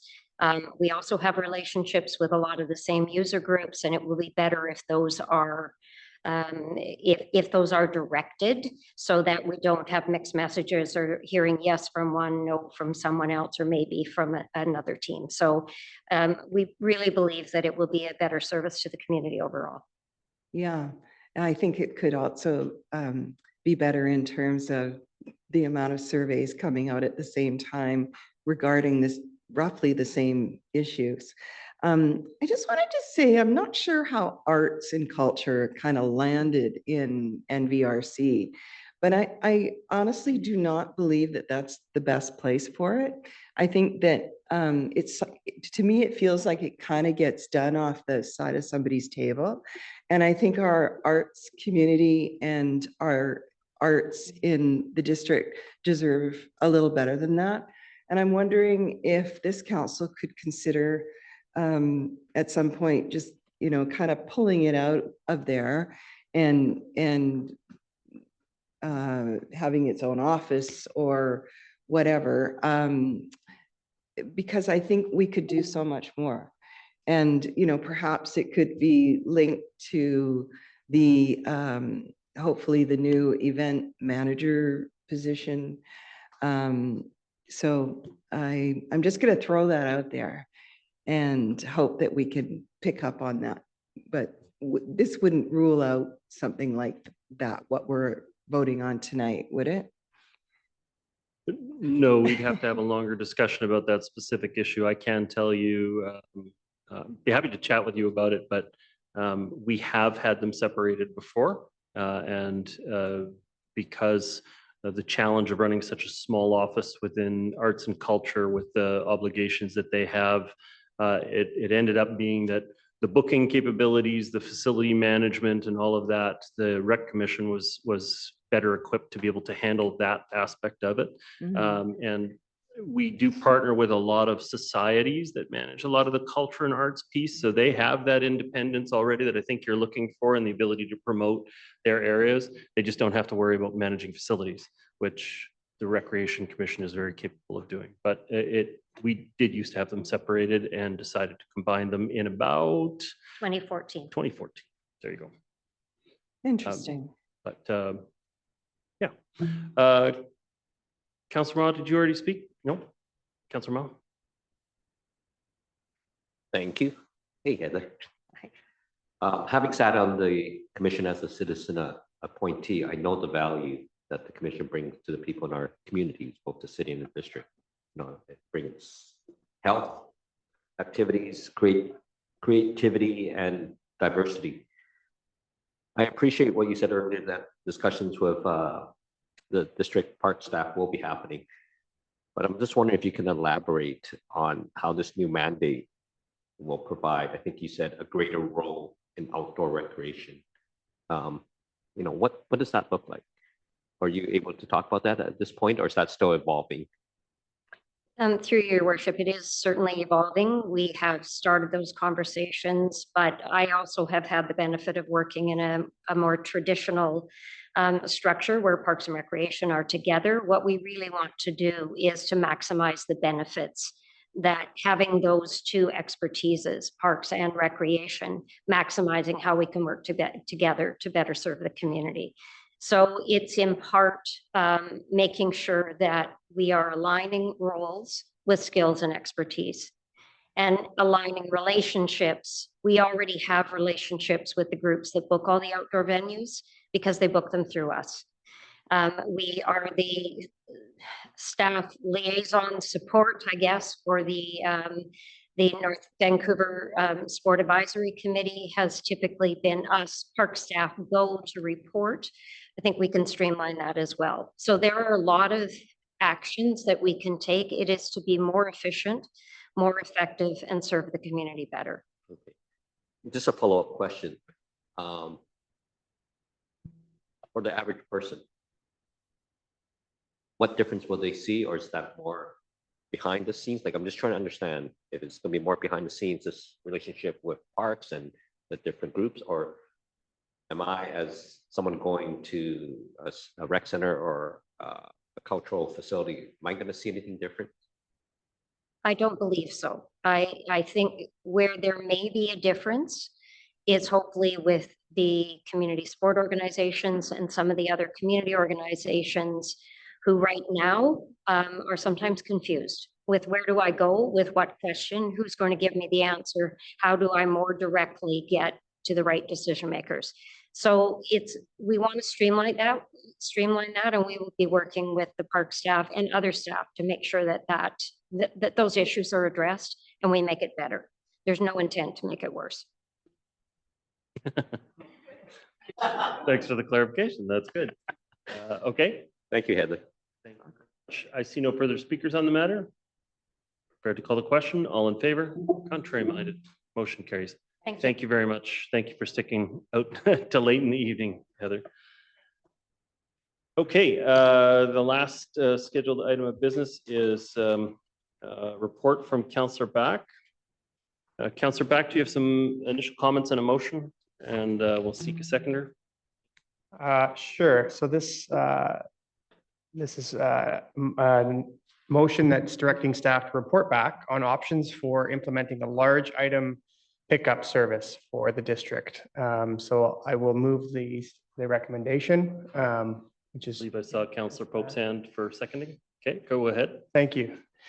So as highlighted in the report, this is a sort of service that is offered in a number of other municipalities, including 13 others in our region, but none on the North Shore. So I think it's an opportunity to offer a new type of service. Many residents face challenges when it comes to disposing of larger items, whether it's large furniture items that they're trying to get rid of or old appliances. Designating a pickup service like many of our other municipal neighbors have done is something that really provides an added value to residents, to taxpayers who are paying for their curbside pickup already. And it makes it easier for them to clear some of those unwanted items. It's going to potentially help with some of the illegal dumping. Not that we see a ton of that across the district, but certainly in some areas from time to time, we see a little bit of that. And perhaps provide an opportunity to redirect some of that landfill waste, maybe supporting some charities or other social service agencies in the community with things like furniture.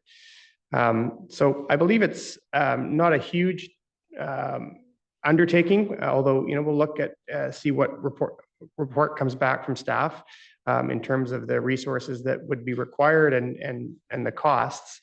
There is a mix in terms of providing it as a free service. Many municipalities, the majority of the ones that we looked at across the region, do offer it for free to residents. some for a cost. But really it provides just, as I say, a little bit of an extra service for residents. You know, a lot of people don't have large vehicles that they can transport an old, you know, appliance or piece of furniture.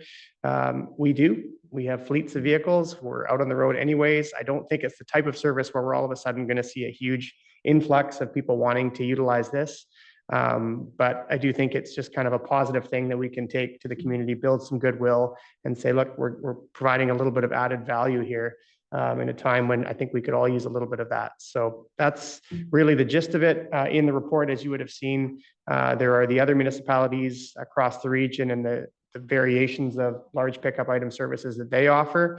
But in my scan across the region, and some of the news stories that came around implementing some of these services, they were received very positively by residents. So I hope that if this is supported tonight, that it would be received very positively by district residents as well. But those are sort of my initial comments. Thank you. Okay, thank you. Councillor Pope is the seconder. Yes, thank you. I support this motion. I think that this really would be an added value benefit for residents. And frankly, I was surprised to see how many other communities already do this. And as you pointed out, some have charged for it, some don't. I mean, anybody who doesn't have a truck really faces, it's tremendously difficult to get stuff in and out of your home. I mean, just for me personally, I've had huge issues with this over the years.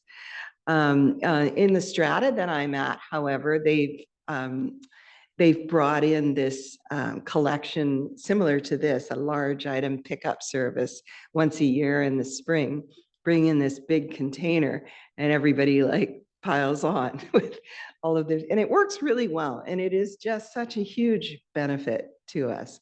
So I think those are my thoughts on the matter, and I will support it. Okay, just some of my comments on it. I don't know that this is something that the municipality has to offer as a service. We already have lots of private sector pickup services that operate within our community. We may have a fleet of vehicles, but they are, you can't put these products into the garbage compactor system. Not only could you not then recycle it and transfer it onto some other secondary source, the truck would fill up after only a few pickups, rather than the current economy of scale that we get, where you do, 6 trucks covers the entire district of North Vancouver with the normal weekly house waste. And so it's it's a challenge. It's something that's already offered in the private sector. If we offer it, we're undercutting the businesses that have been established locally to provide these kinds of pickup services. And so, I don't like seeing the municipality go in direct competition with the private sector on that.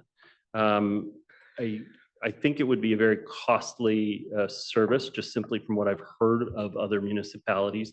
I don't know, Mr. Stewart, do we have an early ballpark figure of what a large parcel pickup or large item pickup service would cost us? Your worship, I did ask staff because I wanted to be able to have their input on this, and they made a number of points. One is it's likely to cost $1 million plus. Many of the other municipalities that are in the business would like to get out of it, but once you're in it, it's really tough to get out of it because it's a service that you offer, then it's seen as a cut. There is different models whereby, as you mentioned, the private sector comes and picks it up at a cost.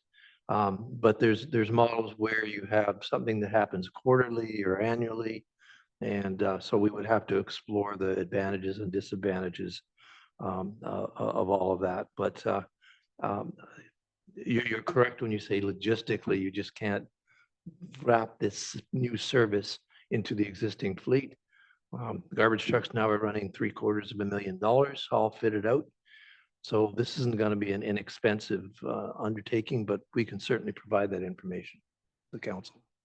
Yeah, and beyond, I'm sure you're able to produce good information for our consideration. I I just don't think that we should be in direct competition with businesses that are located in our community where we can avoid it. You know, I definitely see the benefit in some cases. Most of the appliance services that we have, like when we got a new stove, they took away our old stove. When we got a new washer dryer, they took away our old. When we got a new mattress, a couple of mattresses, they took away the old stuff. And so lots of the businesses are already contemplating that this is going to be part of the service. I think I heard of one where it was only $1 to take away the old appliance. But I do remember specifically when it was our washer and dryer, it was $50-$60 to get it taken away.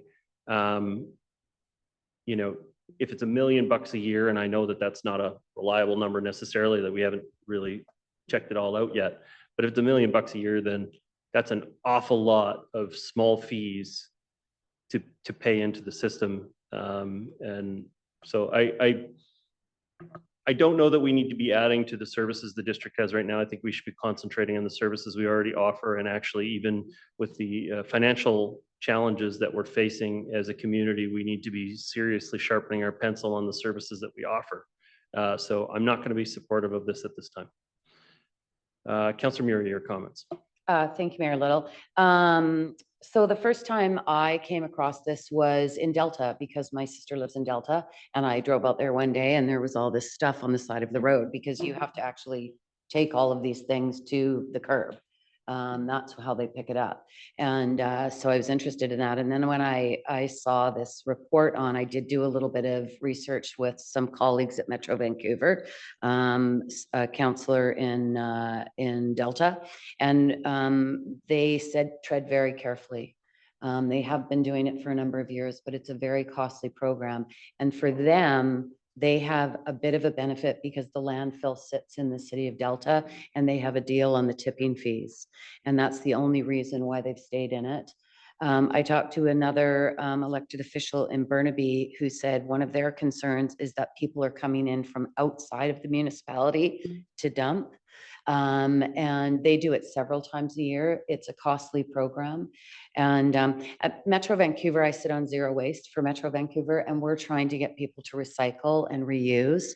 Urban Repurpose is a business in the city on Brooks Bank, and they work with Metro Vancouver Zero Waste and go to the landfill, and have people can come and bring things and they can sort through it and take it and sell it. So that's a great way of doing it. This is basically picking up and taking it to the landfill. There's no sorting. And I really don't know. We're one of the biggest diverters in the region, in the district, of recycled materials. And certainly the services that are already offered for the vast majority of residents that live here through purchasing of new items, as you've laid out, Mayor Little, they do take away all those things, beds, all of it for fee. But to be able to offset these costs, we'd have to do that as well. I'm very concerned about the budget and what we're going to have to cut to get to a place where we can continue to maintain our services. And I just cannot support it this time, this kind of expenditure, when I have not heard calls for it. It may be a nice service, and I know Councillor Back is, his intentions are, very reasonable and wanting to add this service. But I just think there's a lot that is going to be a negative for the costs, and not ultimately dealing with the issues that we might want to address. So I won't be supporting this either. Thank you. Councillor Ma.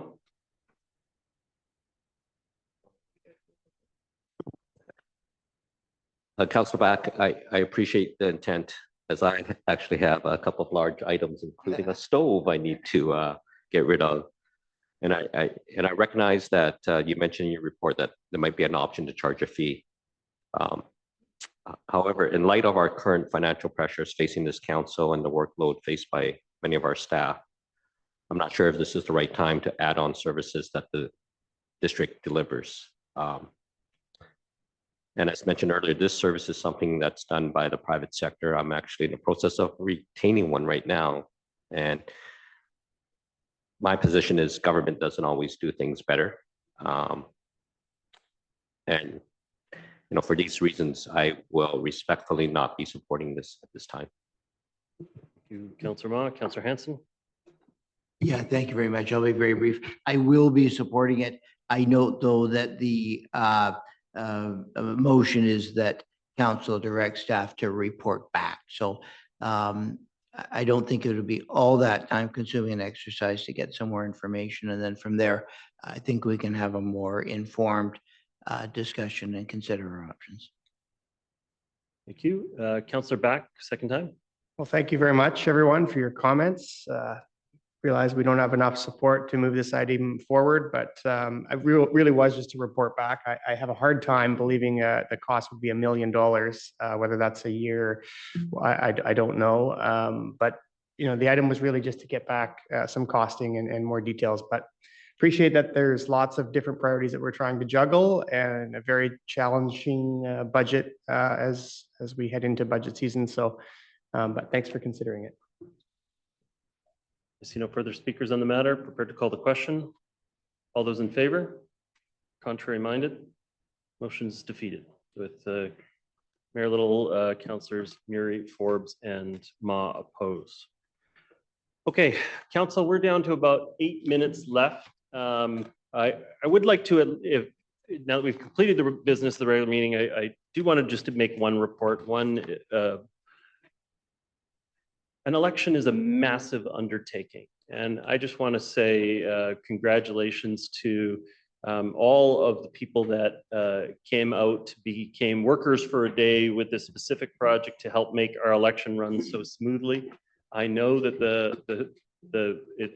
there's still going to be a large process to determine what the final result is, but that doesn't change the efforts made by so many people to have so many great options for people to be able to vote, with advanced polling times, with being able to quickly get through the polling stations. By all accounts, I heard that the lineups were minimal, even though we had a record number of people show up to the advanced polls. And so I just take my hat off to Elections BC for a well-run E-Day.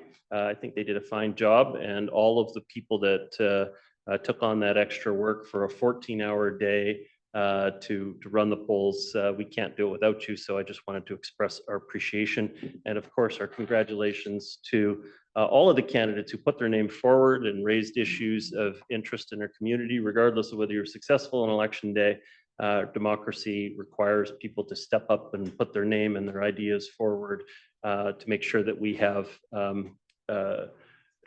different views expressed in those meetings. And so thank you to everybody who put their name forward. Congratulations to MLAs Block, Ma, and Chant here in our community.